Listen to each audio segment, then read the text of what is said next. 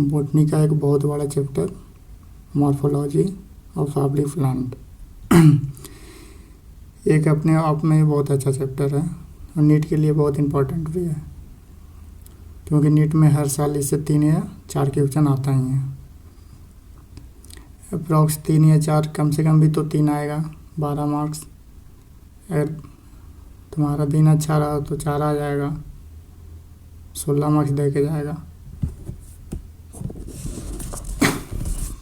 तो बॉटनी में बहुत लोग को मॉर्फोलॉजी लगता है कि समझने की चीज़ नहीं है। लोग को क्या लगता है कि रटने का चीज़ है, समझा नहीं जा सकता है, और लोग रटते हैं, उसमें भूल जाते हैं। तो आज हम इस चैप्टर में कॉन्सेप्ट देने वाले हैं, लॉजिक, जो कभी तुम भूल नहीं पाओगे। तो स्टार्ट करते हैं चैप्टर को, समय कम है। मॉर्फोलॉजी ऑफ फ्लावरिंग प्लांट नाम से इस चैप्टर को शुरुआत करते हैं। फ्लावरिंग प्लांट का मतलब होता है एंजियोस्पर्म, जिसमें एंजियोस्पर्म हम कैसे पहचानेंगे? अगर एंजियोस्पर्म प्लांट को पहचानना है तो उसमें फल और फूल होना चाहिए, मतलब फ्लावर और फ्रूट होना चाहिए। सबसे पहली बात, जिसमें तुमको फ्लावर और फ्रूट अपीयरेंस दिख जाए वो एंजियोस्पर्म प्लांट है। मॉर्फोलॉजी, लॉजी मतलब होता है स्टडी, अध्ययन करना, मतलब उसके बारे में जानना। और मॉर्फो का मतलब जो एक्सटर्नल अपीयरेंस होता है। मॉर्फो का मतलब क्या होता है? एक्सटर्नल अपीयरेंस, जो हम लोग देखते हैं, सामने से जो दिखे वो मॉर्फो से कहते हैं। लॉजी का मतलब स्टडी हो गया, मतलब जो सामने से एक्सटर्नल अपीयरेंस दिख रहा है उसके बारे में स्टडी करना। और किसके बारे में? फ्लावरिंग प्लांट मतलब एंजियोस्पर्म, जिसके फूल और फल जिसमें लगा हो। तो वहाँ पे यही लिखा हुआ है कि angiosperm show large diversity of external structure, मतलब एंजियोस्पर्म में जो लार्ज डाइवर्सिटी एक्सटर्नल स्ट्रक्चर के लिए होता है। क्योंकि अब इस लाइन को हम समझना चाहें तो एक वर्ड में तो मॉर्फोलॉजी बोल सकते हैं। अब मॉर्फोलॉजी मतलब ये लाइन क्या कहना चाह रहा है? लार्ज डाइवर्सिटी का मतलब यहाँ पर क्या बताना चाह रहा है कि जैसे मैं एक एंजियोस्पर्म का प्लांट लो, उसमें लार्ज डाइवर्सिटी इस बेसिस पे कि जैसे हम उसमें देख रहे हैं, एक्सटर्नल देख रहे हैं, तो फ्लावर है, फ्रूट है, स्टेम है, लीफ है, बड है, रूट है, नोड है, इंटरनोड है। तो बहुत सा एक्सटर्नल अपीयरेंस उस पर होता है पार्ट, उसमें बहुत कुछ देख सकते हैं कि बहुत, मतलब देखने में बहुत कुछ ऊपर से देख सकते हैं। एक चीज़ तो है नहीं कि हम सिर्फ रूट के बारे में पढ़ लिए। तो यही कहना चाह रहा है लार्ज डाइवर्सिटी ऑफ एक्सटर्नल, एक वर्ड में हम कहना चाहें तो मॉर्फोलॉजी।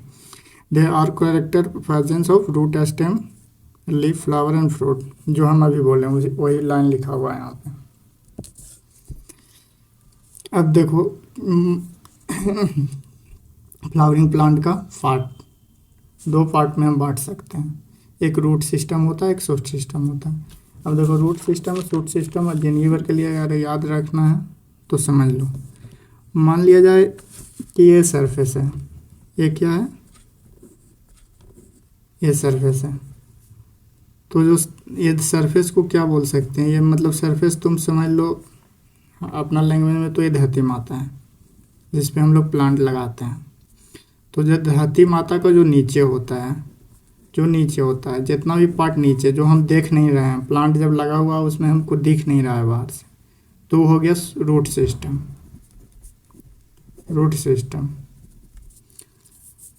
और जो प्लांट लगे भर में हम लोग ऊपर से एक्सटर्नल अपीयरेंस देखते हैं, जिसमें आता है स्टेम, लीफ, फ्लावर, जितना भी हम लोग धरती माता के ऊपर जितना भी देखते हैं वो सब आ जाता है शूट सिस्टम में।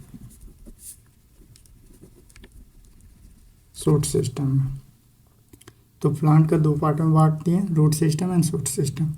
अब रूट सिस्टम में भी हम लोग रूट के बारे में पढ़ेंगे आगे कि रूट क्या होता है, और शूट सिस्टम में भी एक एक करके पढ़ेंगे। जैसे में लीफ, फ्लावर, फ्रूट, सब चीज़ के बारे में पढ़ेंगे। तो पहले हम रूट सिस्टम में देखते हैं। रूट सिस्टम के बारे में अगर हम देखना चाहते हैं तो रूट इस प्रकार है। पहला हम रूट पढ़ते हैं, फिर उसके बाद शूट सिस्टम पढ़ेंगे। पहले रूट सिस्टम को हम कंप्लीट कर लेते हैं एक एक चीज। तो रूट सिस्टम का डेवलपमेंट किस प्रकार होता है वो देखते हैं। Region of the root tip, root कैसे कैसे डेवलप्ड होता है, मैच्योर होता है, कैसे बड़ा होता है, कैसे बनता है। तो रूट सिस्टम का सबसे पहले हम देखते हैं कि रूट का सबसे एंड पार्ट पे रूट कैप होता है।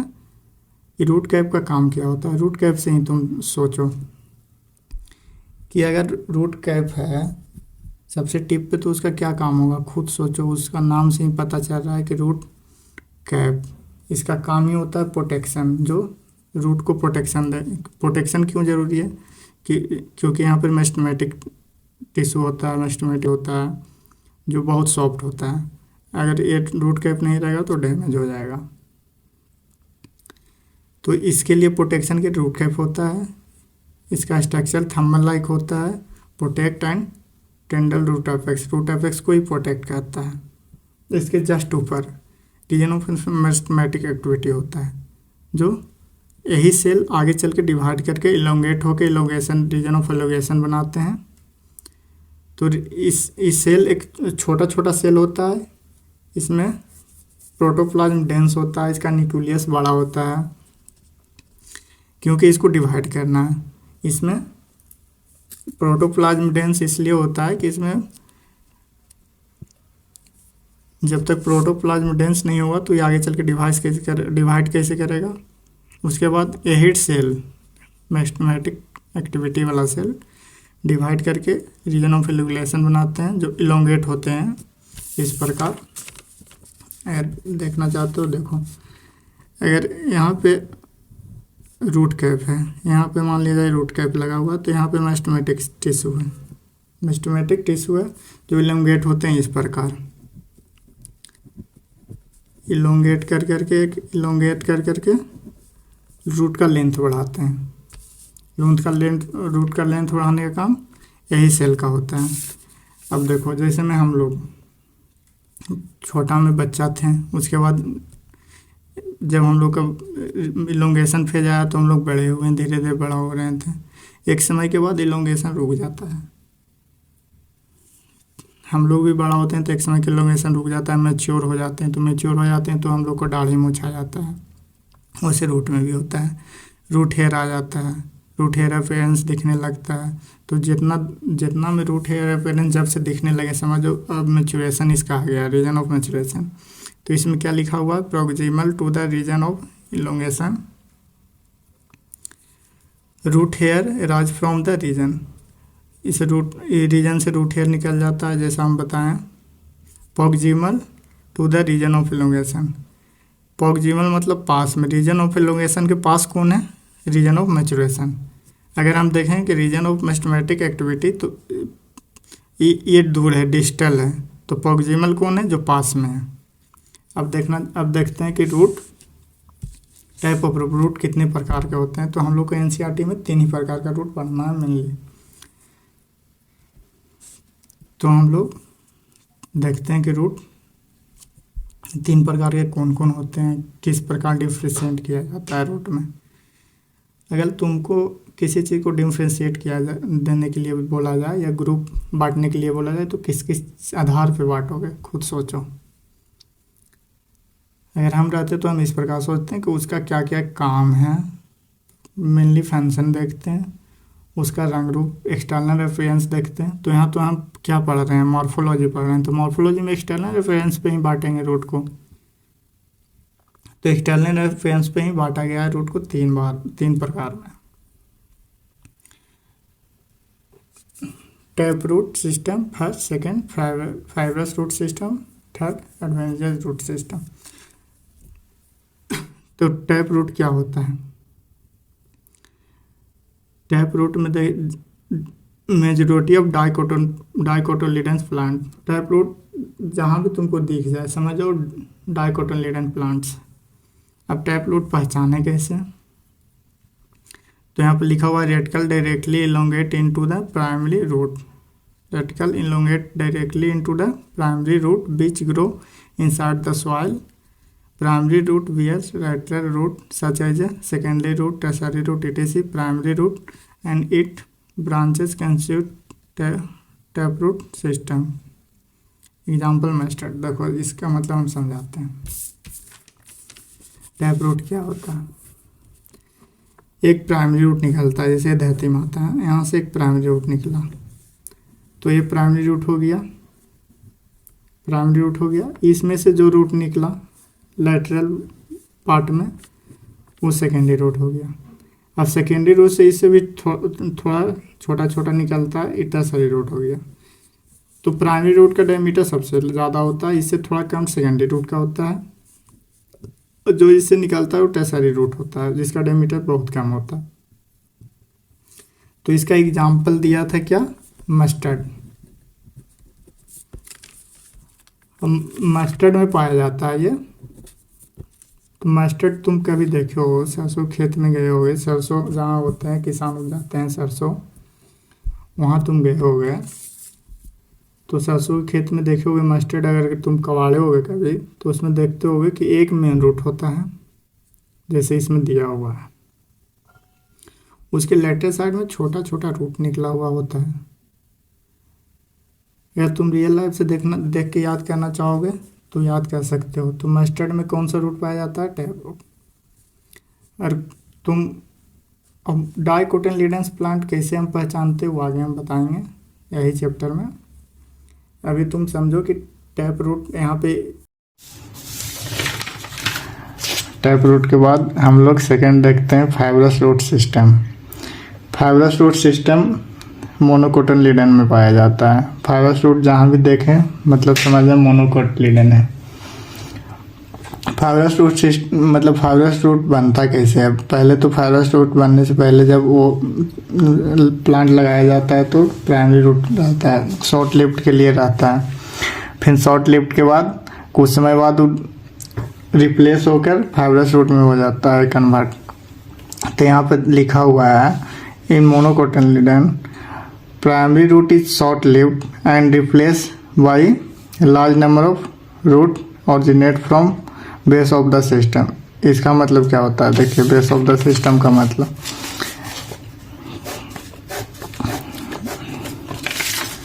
बेस ऑफ द स्टेम का मतलब ये हुआ कि जहाँ से स्टेम निकल रहा है, ओरिजिनेट हो रहा है, जहाँ से स्टेम ओरिजिनेट हुआ, इसका बेस क्या हुआ? यहाँ सरफेस हुआ। यहाँ से फाइब्रस रूट क्या होता है? ओरिजिनेट होता है। यही यहाँ पे बोल रहा है कि originate from the base of the stem. Example wheat plant, गेहूं का पौधा, धान का पौधा, ये सब मोनोकोटिलेडन प्लांट है। मोनोकोटिलेडन प्लांट जहाँ भी रहेगा वहाँ फाइब्रस रूट सिस्टम पाया जाएगा। इसके बाद थर्ड हम लोग देखते हैं एडवेंटेजियस रूट, जो नाम से ही पता चल रहा है कि अदर देन रेडिकल से, जहाँ अदर देन रेडिकल से जो रूट होगा उसी को बोलेंगे एडवेंटेजियस रूट। जैसे में हम इसमें देखना चाहेंगे कि जैसे में ऐसे तो रूट जनरली क्या चीज़ से बनता है? रेडिकल से बनता है। सरफेस है तो रूट बन रहा है, तो इसमें रेडिकल। और शूट सिस्टम क्या चीज़ से बनता है? पिमूल से बनता है। तो रूट सिस्टम तो रेडिकल से बनता है, तो रेडिकल से जनरली रूट बना, जैसे टैप रूट, फाइब्रस रूट। लेकिन एडवेंटेजियस रूट उसे बोलते हैं जो अदर देन रेडिकल से बनता है, जैसे में स्टेम से रूट निकल गया, और भी अदर देन पार्ट से। यहाँ पर वही लिखा हुआ है, root arises from part of the plant other than radicle. ऐसे में आप लोग इसका एग्जांपल देख रहे हैं, ग्रास, मोन्स्टेरा और बनियान। इसमें मोन्स्टेरा तो आप लोग नहीं देख पाए होंगे, बहुत कम लोग देखे होंगे, लेकिन ग्रास और बनियान ट्री देखे होंगे। बनियान ट्री में जो बनियान ट्री से जो ऊपर जो जड़ जैसा लटका हुआ रहता है, जैसे एक बनियान ट्री है, और जो यहाँ से रूट लटका हुआ रहता है, बहुत सा रूट जमीन तक भी आके लगा हुआ रहता है। वो एक तो प्रोटेक्शन का काम करता है, दूसरा मिनरल्स और वाटर ऑब्जॉर्प्शन का भी काम करता है। तो जो रूट बनियान ट्री में आपको बाहर से दिखता है अदर देन रेटिकल, उसी को बोलते हैं एडवेंटेजियस रूट। अब रूट का फंक्शन देखते हैं, फंक्शन क्या क्या होता है। अगर हम फंक्शन देखना चाहें तो रूट का पहला फंक्शन होता है absorption of water and mineral from soil. Soil से रूट क्या करता है, वाटर और मिनरल को ऑब्जर्व करता है। किस लिए? क्योंकि वाटर और मिनरल का ग्रोथ में, प्लांट ग्रोथ में उसका ज़रूरत होता है। Second, providing a proper anchor to the plant part. Anchor मतलब यही होता है कि प्लांट को सपोर्ट करता है। रूट क्या करता है, खड़ा, जैसे में उसको खड़ा रहने में सपोर्ट करता है। स्टोरिंग ऑफ, थर्ड फंक्शन ये हो गया storing reserve food material. Reserve food material का मतलब कि अगर प्लांट जितना भी भोजन बना रहा है, मतलब फोटोसिंथेसिस कर रहा है, तो एक बार में थोड़ी पूरा ऑब्जर्व कर लेगा या पूरा उसको खपत कर देगा। जितना भी बचा कुछ स्टेम में और कुछ यहाँ भी रूट में भी जाके रिजर्व करके रखता है फूड को। Synthesis of PGR, plant growth regulate. Plant growth regulate में इस प्रकार करता है जैसे में कि ये पानी को ऑब्जर्व करता है, मिनरल्स को ऑब्जर्व करता है। तो इससे वाटर और मिनरल्स लेते हैं, तो इससे क्या होता है, प्लांट ग्रोथ करने में हेल्प करते हैं। अगला टॉपिक हम लोग सीखेंगे स्टेम के बारे में। ठीक, the ascending part of axis bearing branch, leaf, flower and fruit. देखिए असेंडिंग पार्ट यहाँ पे क्या कहना चाह रहा है आप सीखिएगा। जैसे में ये देखिए लैंड सरफेस है, इस पे एक प्लांट लगा हुआ है, ये रूट है। ध्यान से देखिएगा क्या कहना चाह रहे हैं। ये लीफ है, जहाँ से लीफ निकलते हैं उसको नोड बोलते हैं। यहाँ से लीफ निकल रहा है तो इसको नोड बोलेंगे, यहाँ से लीफ निकल रहा है यहाँ इसको नोड बोलेंगे। ध्यान से देखिएगा आप लोग, यहाँ से लीफ निकल रहा है इसको नोड बोलेंगे। और जो दो नोड के बीच में जो स्पेस है इसको हम क्या बोलेंगे, इंटर नोड बोलेंगे, इंटर नोड। और जो जहाँ से लीफ निकल रहा उसको हम क्या बोलेंगे, नोड बोलेंगे। ठीक, अब देखिए यहाँ पे सन है, सन है, सनलाइट इस पे प्लांट पे पड़ रहा है। तो सनलाइट प्लांट पे पड़ रहा है ना, तो सनलाइट के कारण प्लांट में ऑक्सीजन हार्मोन होता है। ऑक्सीजन हार्मोन है जो सनलाइट की ओर अट्रैक्ट होता है। तो सनलाइट पड़ने के कारण जो इसमें हाइट का ग्रोथ होता है, तो ज़मीन से क्या हो रहा है, बढ़ रहा है, प्लांट बढ़ रहा है, ज़मीन से ऊपर क्यों जा रहा है। तो इसको ऊपर क्यों जा रहा है, इसी चीज़ को यहाँ पर बता रहा है क्या असेंडिंग पार्ट है। तो ये स्टेम क्या है, स्टेम के बारे में हम लोग जान रहे हैं ना। तो स्टेम क्या है, असेंडिंग पार्ट है। इसी के बारे में बोल रहा है कि ये क्या है, असेंडिंग पार्ट है, असेंडिंग पार्ट। इसको एक चीज और बोलते हैं असेंडिंग पार्ट का, असेंडिंग पार्ट को एक चीज और बोलते हैं फोटोट्रॉफिक है। फोटोट्रॉफिक किस सेंस में हम लोग बोल रहे हैं, इसको हम फोटोट्रॉफिक भी बोल सकते हैं। फोटोट्रॉफिक है किस सेंस में, सनलाइट, सनलाइट पड़ने की वजह से क्या हो रहा है, अपना हाइट को ग्रोथ कर रहा है। हाइट को ग्रोथ कराने में इसमें कौन सा हार्मोन काम करता है, साइटोकाइनिन हार्मोन काम करता है, जो शूटिंग करवाता है, शूट को बढ़ाता है। लेकिन जो डायरेक्शन देता है वो कौन सा हार्मोन करता है, आप पढ़िएगा आगे चल के, plant growth and development chapter है, इसमें उसमें आप पढ़िएगा प्लांट फिजो में, तो उसमें आपको पता चलेगा कि ऑक्सीजन है जो डायरेक्शन देता है सनलाइट की, लाइट के वजह से वो डायरेक्शन देता है किस ओर हमको जाना है। और साइटोकाइनिन है जो एक हार्मोन है, वो ग्रोथ करवाता है, शूटिंग करवाता है, तो इसको फोटोट्रॉपिक बोलते हैं रूट में। और इसी हिसाब से, क्योंकि सनलाइट के अनुसार, सनलाइट के वजह से बढ़ रहा है, तो इसी को सनलाइट को, जो लाइट को क्या बोलते हैं, फोटोट्रॉपिक। तो याद रखिएगा, लाइट की वजह से जो बढ़ रहा है फोटोट्रॉपिक। और रूट को हम बोलते हैं जियोट्रॉपिक, क्योंकि ग्रेविटी की वजह से ये नीचे की ओर बढ़ता है, तो इसको डिसेंडिंग पार्ट भी बोल सकते हैं। क्या बोल सकते हैं, डिसेंडिंग पार्ट। इसको जियोट्रॉपिक भी बोलते हैं, जियोट्रॉपिक जो ग्रेविटी की वजह से बढ़ता है। तो अब देखिए ये प्लांट पे क्या लगा हुआ है, नोड के बीच में क्या, इंटरनोड, जहाँ से जो पत्ता निकलता है नोड से निकलता है। नोड पे बड बियरिंग भी होता है, इस पे फ्लावर भी होता है, फ्रूट भी लगा हुआ रहता है।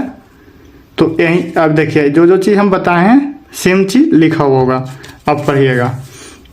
तो ये तो हम बता दिए सेंडिंग पार्ट क्या होता है, बियरिंग क्या क्या कहता है, ब्रांचेज, जहाँ बड नोड से निकलता है, ब्रांचेस, लीफ, बड, ये सब नोड के पोजीशन पर से निकलता है।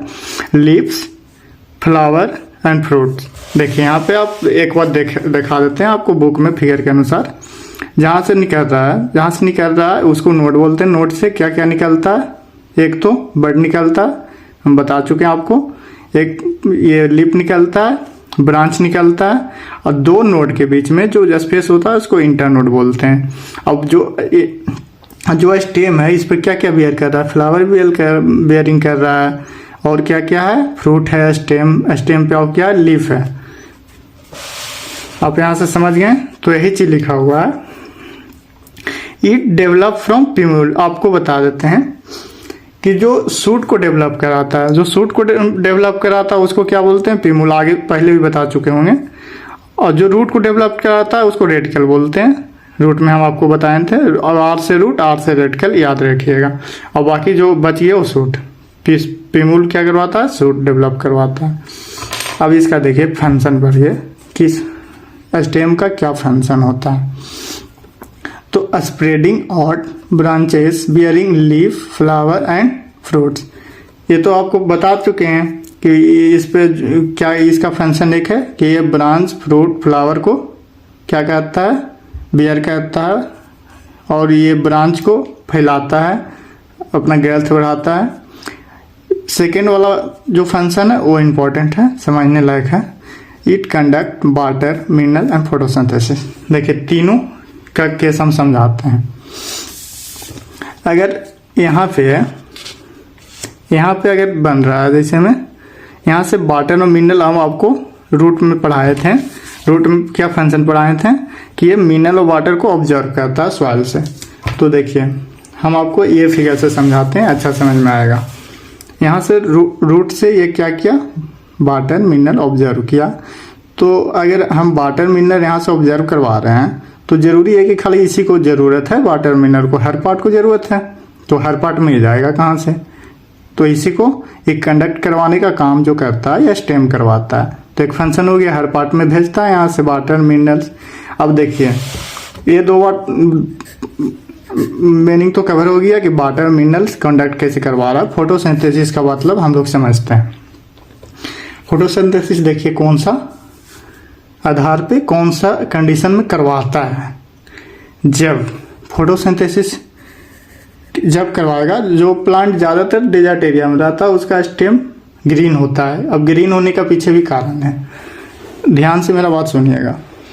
ग्रीन होने के पीछे ये कारण है कि डेजर्ट एरिया में अगर पत्ता है जो मॉडिफाई थ्रोन में हो जाता है, कांटा में हो जाता है, क्योंकि अगर पत्ता का सरफेस एरिया ज़्यादा रहेगा तो वाटर लॉस ज़्यादा होगा, क्योंकि ज़्यादा सरफेस एरिया रहेगा, स्टोमाटा ज़्यादा उस पर प्रेजेंट होगा, तो ओपनिंग ऑफ स्टोमाटा की वजह से उसका वाटर लॉस ज़्यादा होगा। तो वाटर लॉस बचाने के लिए वो अपना पत्ता का सरफेस एरिया कम कर लेता है, इतना ज़्यादा कम कर लेता है कि उससे थ्रोन मतलब कांटे बन जाते हैं। तो कांटा बन गया तो उसमें तो अब सरफेस एरिया कम हो गया, तो अब फोटोसिंथेसिस उस मात्रा में नहीं हो पाएगा जितना होना चाहिए था। तो अपना तना को मतलब स्टेम को ग्रीन कर लेता है कि वहाँ से भी फोटोसिंथेसिस करें, जहाँ जहाँ ग्रीन पार्ट है वहाँ से फोटोसिंथेसिस कर सकता है।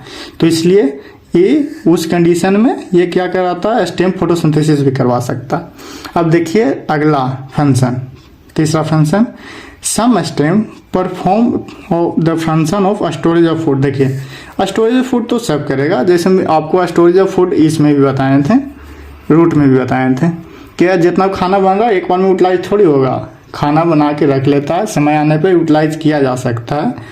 इसलिए स्टोरेज ऑफ फूड करेगा, सपोर्ट करेगा। सपोर्ट किस प्रकार बताएं, ब्रांच पेयरिंग करेगा, लीफ, फ्लावर, फ्रूट। अब देखिए इसको अगर डीपली समझा जाए कि सपोर्ट किस किस प्रकार से कर रहा है, तो सपोर्ट देखिए अगर इस पे एक देखिए पौधा है, अगर ये स्टेम है, स्टेम पे अगर ये बियरिंग किया हुआ है मतलब इस पे पत्ता लगा हुआ है तब तो फोटोसिंथेसिस कर रहा है। अगर ये स्टेम पे बियरिंग नहीं रहता पत्ता, अगर पत्ता नहीं लगा हुआ रहता तो फोटोसिंथेसिस नहीं करता, खाना नहीं बनता।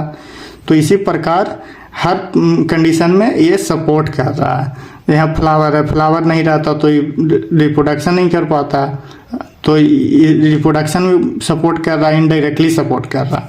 तो इसी कंडीशन में यहाँ पर लिखा हुआ है सपोर्ट करता है, प्रोटेक्शन देता है। प्रोटेक्शन अभी बताएं कि अगर ये क्या बोलते हैं लीफ मॉडिफाई हो जाता है थ्रोन में, तो थ्रोन कहाँ लगा हुआ होता है, नोट पे इसलिए रहेगा कि कोई नोट से ही तो लीफ बनता है, लीफ निकलता है। अगर लीफ मॉडिफाई हो रहा है तो नोट पे रहेगा, नोट पे अगर थ्रोन आ गया तो मतलब जानवर लोग से चरने से, ग्रेजिंग से बचाता है। तो प्रोटेक्शन कह रहा है। एंड वेजिटेटिव प्रोपगेशन, ये बड़ा इंपॉर्टेंट फंक्शन है, आप समझिएगा, अच्छे से समझिएगा कि ये इंपॉर्टेंट कब है, जब प्लांट क्या अनफेवरेबल कंडीशन में होता है, जब उसके पास उतना यूटिलाइज एनर्जी नहीं होता है कि वो सेक्सुअली रिप्रोडक्शन करके अपना मतलब संख्या बढ़ा सके।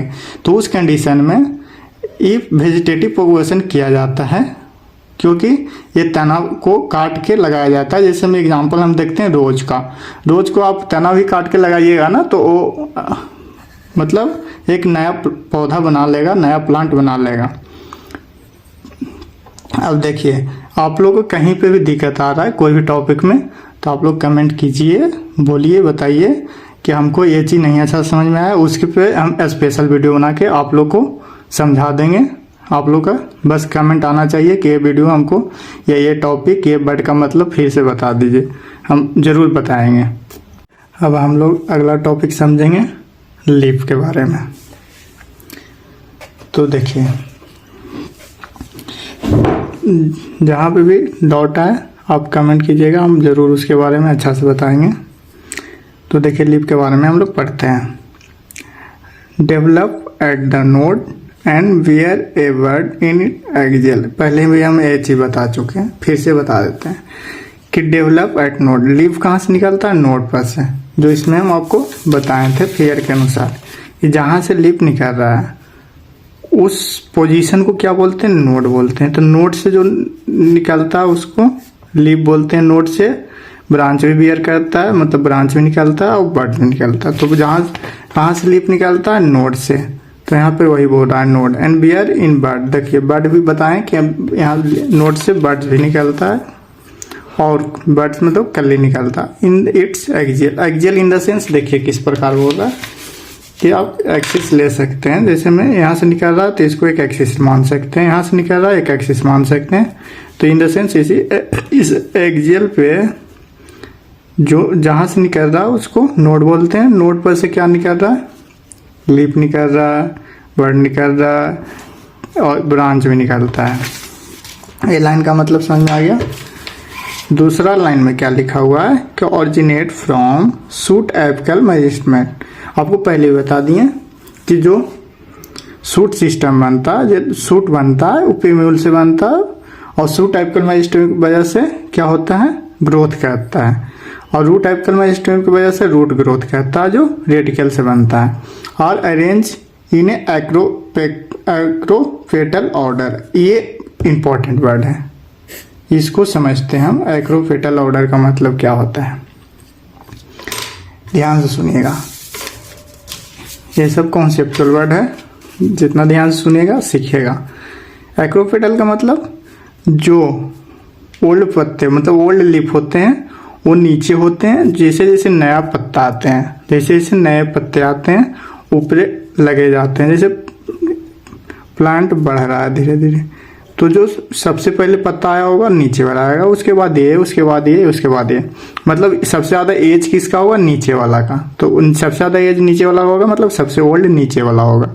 उसके बाद ये आया तो इससे इसका कम एज होगा, इससे इसका कम एज होगा, इससे इसका कम एज होगा, मतलब सबसे नया पत्ता ऊपर होगा, सबसे बूढ़ा पत्ता मतलब सबसे पुराना पत्ता नीचे होगा, और जो सबसे नीचे होगा उसका साइज सबसे बड़ा भी होगा। एब्सोल्यूट सी बात है कि जो ज़्यादा दिन का होगा उसका साइज सबसे बड़ा होगा, अपना पीक पे साइज होगा। तो जो साइज नीचे बड़ा पत्ते ऊपर छोटे पत्ते मतलब नए पत्ते आते जाते हैं, इसी ऑर्डर को एक्रोफेटल ऑर्डर बोलते हैं। समझ में आ गया? अब अगला लाइन देखते हैं क्या कहना चाह रहा है। 3 main part of typical leaf base petiole lamella. देखिए अगला पेज में भी फिगर इसका है, समझा देंगे, यहाँ पे भी हम समझा देते हैं आपको। लीफ का 3 पार्ट होता है जनरली। देखिए ये लीफ है, तो ये जहाँ से लीफ ज्वाइंट रहता है इसको क्या बोलते हैं, लीफ बेस बोलते हैं। जो लीफ और ये जो ब्रॉड पार्ट होता है, जो इसका सरफेस एरिया जो ज़्यादा है, इसको लेमला बोलते हैं। और जो लीफ ये इसका लीफ बेस और लेमला को जो जोड़ता है इसको पेटियोल बोलते हैं। तो ये तीनों का अलग अलग वर्क होता है, वो आगे बताएंगे। तो ये यही बताना चाह रहा है इस लाइन में। अगला लाइन में क्या कर रहा है, प्लूवेनस मतलब सोइलन लीफ बेस इन ल्यूनेस प्लांट। देखिए ये क्या कर रहा है, कहीं कहीं दलहन पौधा में जो दाल का पौधा होता है, चना वगैरह का होता है, उस पौधा में ये लीफ बेस होता है, स्वेलन कहा जाता है, फूल जाता है, उसी को प्लूवेंस बोलते हैं। ये बताना चाह रहा है। यहाँ पे क्या बोल रहा है लास्ट लाइन में, ये बताना चाह रहा है कि sitting leaf base in monocotyledonous plant. देखिए आपको पहले ही बताए थे कि मोनोकोट और डाइकोट पहचानने का रूट से कैसे पहचान सकते हैं। जिसमें टैप रूट सिस्टम होता है वो डाइकोटिलेडोनस प्लांट होता है, जिसमें फाइब्रस रूट सिस्टम होता है वो क्या होता है, मोनोकोटिलेडोनस प्लांट होता है। फाइब्रस रूट कैसे बनता है, पहले प्राइमरी रूट शॉर्ट टाइम के लिए बनता है, फिर डिफरेंशिएट करके वो फाइब्रस में कन्वर्ट हो जाता है। और टैप रूट को कैसे पहचान सकते हैं, एक बार बता देते हैं आपको। जिसमें मेन एक रूट होता है, उसमें एक सेकेंडरी रूट से होता है, एक टर्सरी रूट होता है, तो समझ जाइए कि वो टैप रूट सिस्टम है। तो वहाँ से मोनोकोट डाइकोट पहचान सकते हैं कि कौन सा प्लांट है। एक यहाँ से भी पहचान सकते हैं कि सिटिंग लीफ बेस क्या होता है, ये हमको आपको समझाते हैं अभी। उस वहाँ अगर ऐसा रहा तो मोनोकोटिलेडोनस प्लांट। और सिटिंग लीफ बेस क्या होता है, अब देखेंगे गन्ना का प्लांट हो गया या मेज का प्लांट हो गया, उसका ये लीफ बेस जो बताएं, जहाँ से लीफ अटैच होता है, ये इसमें पत्ता की तरह चौड़ा हो जाता है, ब्रॉड हो जाता है और लीफ पट जाता है, मतलब इसमें ऐसे ऐसे कवर हो जाता है, इसका तना को कवर कर देता है, ये स्टेम को कवर कर देता है, और ऐसे ऐसे कवर करके मतलब कवर पार्शियली कवर या फुल्ली कवर कर लेता है, मतलब ऐसे कवर हो जाता है। ये मान लीजिए कि ये स्टेम है, एक स्टेम है, तो ऐसे कवर कर लेता है। ये क्या कवर होता है, ये मतलब लीफ बेस ब्रॉड करके, उसी को सिटिंग कहते हैं। तो जहाँ पे सिटिंग लीफ बेस देखिएगा और मोनोकोटिलेडोनस प्लांट है, इससे ये हेल्प मिलेगा आपको पहचानने में। चलिए आगे देखते हैं इसी टॉपिक में। अगर जहाँ पे आपको समझ नहीं आ रहा है या किसी प्रकार का प्रॉब्लम है कोई टॉपिक में, बेशक आप हमको बोलिएगा, फिर से हम बताएंगे, फिर से उस टॉपिक पे वीडियो बनाएंगे और फुल डिटेल बनाएंगे। और भी कोई चैप्टर में आपको लगे कि ये चैप्टर हमको पढ़ना है, फुल डिटेल पढ़ना है या फिर एनसीईआरटी पढ़ना है, तो आप कमेंट कीजिए, हम आपको ज़रूर बताएंगे। देखिए अब फिर से हम बताना चाहते हैं जो हम पीछे पढ़ाए थे कि पेटियोल क्या होता है, लीफ बेस क्या होता है, लेमला क्या होता है। तो एक देखिए लीफ का क्या है फिगर है।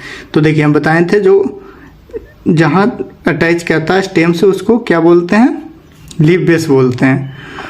उस पे एक्जेली बर्ड होता है, बर्ड तो बताए थे कि नोड पे, जहाँ पे नोड होता है वहाँ से पत्ता लगा हुआ रहता है, बर्ड लगा हुआ रहता है, और क्या लगा हुआ होता है, ब्रांच लगा हुआ होता है। तो जो लीफ बेस और लेमला को अटैच कर रहा है वो उसको पेट्यूल कहते हैं। जो सरफेस एरिया जिसका ज़्यादा बड़ा होता है, चौड़ा होता है, उसको लेमला बोलते हैं। ये फ्लैट ग्रीन पार्ट होता है। क्यों ग्रीन होता है, फ्लैट होता है, इससे फोटोसिंथेसिस कहता है। इसमें बेनलेट पाया जाता है, मतलब बेन पाया जाता है। एक मेन बेन होता है, फिर प्राइमरी और सेकेंडरी होता है। देखिए एक्जेरी बर्ड है जो कहीं कहीं पे मॉडिफाई हो जाता है, इसको स्टिप्यूल बोलते हैं। Lateral small leaf like structure, कहीं कहीं पे कोई कोई पौधा में मॉडिफाई हो जाता है। ये मॉडिफाई हो जाता है तो ये लीफ के जैसा काम भी करता है, फोटोसिंथेसिस करवाने का फंक्शन भी कर सकता है ये। अब देखिए attachment of leaf on stem, इसी को लीफ बेस, जो अभी हम बता चुके हैं पहले कि जो अटैच करवाता है किस पे, स्टेम पे, उसी को लीफ बेस बोलते हैं। अगला पॉइंट देखिए क्या लिखा हुआ है कि the petiole help hold the blade to light. देखिए ये पेट्यूल है जो इसका फंक्शन बता रहा है कि क्या क्या हेल्प कर सकता है। तो देखिए हम इसमें यहाँ से समझेंगे कि पेट्यूल है, तो पेट्यूल है ना जो सनलाइट, जैसे मैं यहाँ पे हम आपको बताए थे कि जैसे मैं यहाँ पे फेस से सन, एक सन बना देते हैं, ये सन है, यहाँ से सनलाइट आ रहा है। तो पेट्यूल है जो हेल्प करता है सनलाइट को डायरेक्शन में इसको मूव कराने का। अगर सनलाइट इधर से आ रहा है तो पेट्यूल अपने आप को थोड़ा झुका लेगा कि सनलाइट का इस पे प्रभाव अच्छे से पड़े। तो अच्छे से पड़ेगा तो फोटोसिंथेसिस अच्छा रूप से कर पाएगा, ज़्यादा मात्रा में खाना बना पाएगा, यूटिलाइज सनलाइट को अच्छे से कर पाएगा।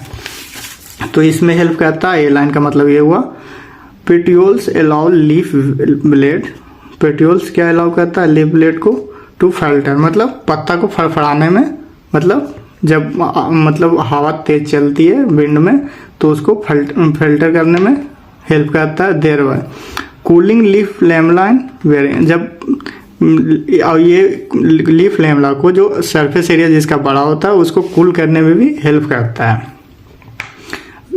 और कूल करता है क्योंकि वो फिल्टर कर रहा तो कूल भी हो रहा है। Wearing fresh air of leaf surface, cool करता है, इसके वजह से इस पे क्या मिलता है, फ्रेश एयर मिलता है।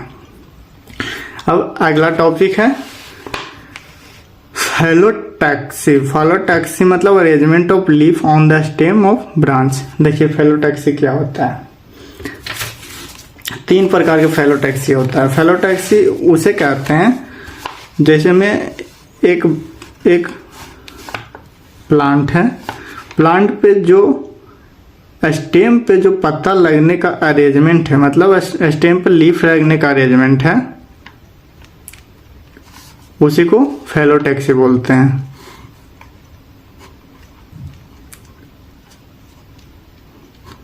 पत्ता किस प्रकार लगा हुआ है उसको क्या बोलते हैं, फेलोटैक्सी। तो देखिए 3 तरह का होता है। अल्टरनेट, कौन कौन सा फेलोटैक्सी होता है, अल्टरनेट, अपोजिट, होल। अल्टरनेट हम पहले समझेंगे कि अल्टरनेट क्या होता है। देखो यहाँ पे लिखा हुआ है 1 leaf at each node, example China rose, mustard, sunflower. Example हम याद करने का बताएंगे कि कैसे आप याद रख सकते हैं।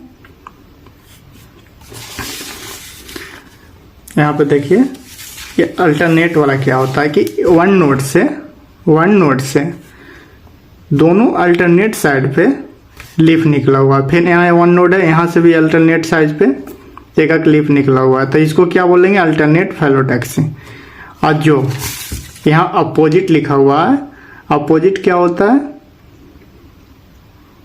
सॉरी हम आपको क्या बता रहे थे कि अल्टरनेट फेलोटैक्सी क्या होता है, ये अपोजिट होता है, एक नोड से दोनों साइड निकला हुआ है मतलब अपोजिट है।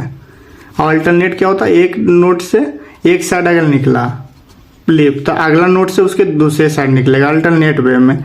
एक नोड पे एक ही निकलेगा, एक नोड पे एक ही पत्ता निकलेगा, और जो एक नोड पे दोनों अपोजिट निकाल रहा है दो पत्ता, इसको क्या बोलेंगे? अपोजिट। जो अल्टरनेट वे में निकाल रहा है इसको अल्टरनेट फेलोटैक्सी।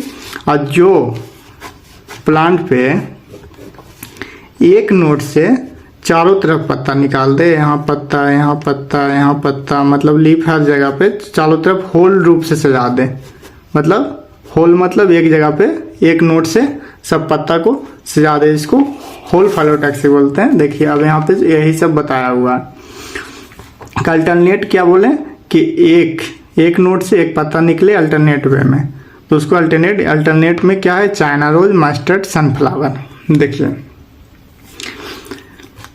इसको याद कर सकते हैं, आप देखे होंगे, कभी गए होंगे, मतलब सरसों उरसों का खेती अगर देखे होंगे, सरसों उरसों का प्लांट, तो उसमें देखते होंगे कि हर नोड से एक पत्ता रहता, वो भी अल्टरनेट मैनर में।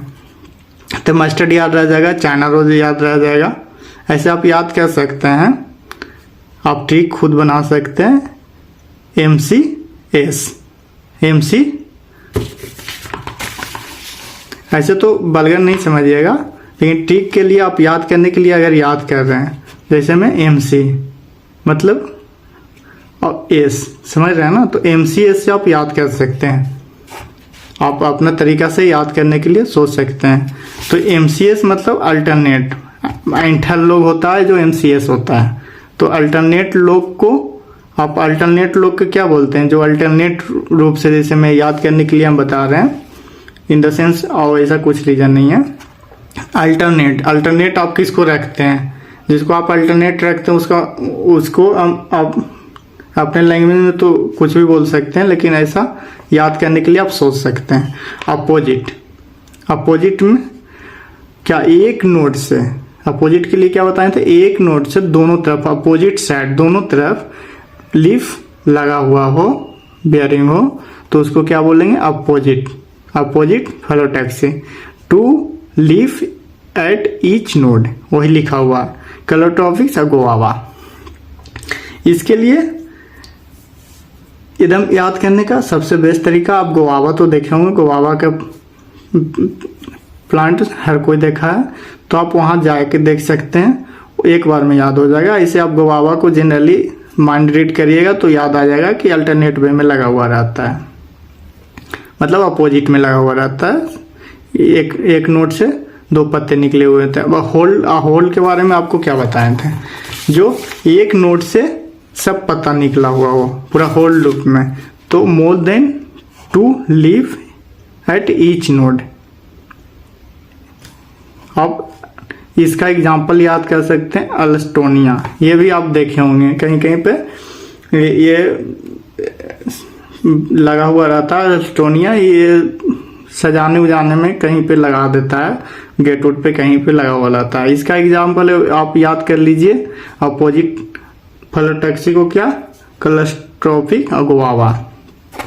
चलिए अगला टॉपिक हम लोग इसको पढ़ते हैं। यहाँ से भी आपको एक चीज सीखने को मिलेगा, बहुत अच्छा चीज सीखने का मिलेगा। वेनिलेशन क्या होता है? जो अभी हम क्या बताए थे, यहाँ पे बताए थे ना आपको कि वेन होता है, इसमें एक मेन होता है, मिड वेन, फिर उससे निकला हुआ प्राइमरी सेकेंडरी होता है, तो उसको अरेंजमेंट को वेनिलेशन बोलते हैं। वेन का अरेंजमेंट को वेनिलेशन बोलते हैं। दो तरह का होता है, एक रेटिकुलेट वेनिलेशन होता है, एक पैरेलल वेनिलेशन होता है। अब रेटिकुलेट क्या होता है, पैरेलल क्या होता है, ये आपको हम अभी समझाते हैं। इससे आप समझ जाइए। इससे एक चीज और सीखिएगा, मोनोकोट और डाइकोट लीफ को पहचानने के लिए कि किसका लीफ है, मोनोकोट का है या डाइकोट का है। तो चलिए हम आपको वो भी बताते हैं कि रेटिकुलेट वेंटिलेशन क्या होता है और पैरेलल वेंटिलेशन क्या होता है। देखिए ये एक लीफ है, फिगर पे डिपेंड, मतलब ध्यान कम दीजिएगा क्योंकि फिगर थोड़ा बन नहीं रहा है, कॉन्सेप्ट आप समझिए। लीफ में अगर इस प्रकार का वेंटिलेशन हो, मतलब एक मिड वेन हो और उससे प्राइमरी सेकेंडरी निकला हुआ वो रेटिकुलेट मैनर में, तो ये रेटिकुलेट वेंटिलेशन हो गया। इसको ये कहाँ मिलता है? डाइकोट, डाइकोट में ये मिलता है। रेटिकुलेट जहाँ भी आपको पता में देख गया वेंटिलेशन मतलब वो डाइकोट प्लांट है। अब दूसरा पैरेलल वेंटिलेशन का बात करते हैं। ये पेटियोल है, इस पे लेमला लगा हुआ है, ती वेन है, इसी पैरेलल रूप में वेन और लगा हुआ है, जैसे में बम्बो वम्बो में देखे होंगे आप।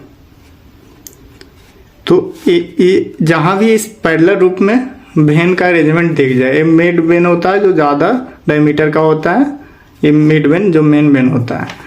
तो जहाँ भी दिख जाए पैरेलल वेन मतलब ये मोनोकोटिलिडन्स प्लांट है। तो आप लीफ से पहचान सकते हैं डाइकोट मोनोकोट, रूट से पहचान सकते हैं, आपको बताए थे कि रूट से डाइकोट मोनोकोट। तो ये सब ध्यान रखिएगा।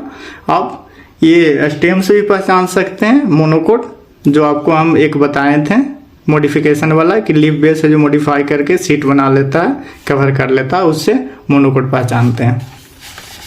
तो अब इसके बाद हम लोग अगला क्या है? Type of leaf. देखिए लीफ भी दो प्रकार का होता है, एक सिंपल लीफ, एक कंपाउंड लीफ।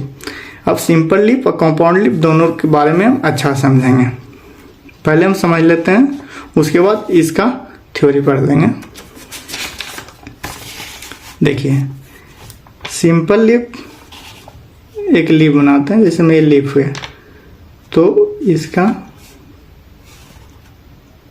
ये लीफ है, इसका मिड वेन है। तो ये सिंपल लीफ ये भी हो सकता है अगर इंसाइज कर भी रहा है, अगर पत्ता को काट भी रहा है, तो जैसे में काट रहा है मतलब ये मिड वेन है, ये मिड वेन है, इंसाइज कर रहा है लेकिन मिड वेन तक टच नहीं कर रहा है इंसाइज करके, तो ये भी सिंपल वेन है, ये भी सिंपल लीफ है।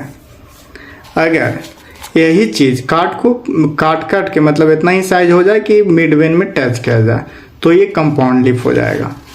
फिर देखिए ये क्या हो गया? सिंपल। अब कंपाउंड हम बनाना चाह रहे हैं तो क्या हो जाएगा? देखिए ये है, तो इससे इंसाइज हो के क्या हो जाए? ये मिड वेन में टच हो जाए, इतना इंसाइज हो जाए कि मिड वेन तक कट, इसमें इंसाइजर लग जाए, कट लगा दे, तो ये कंपाउंड लीफ हो गया, compound leaf.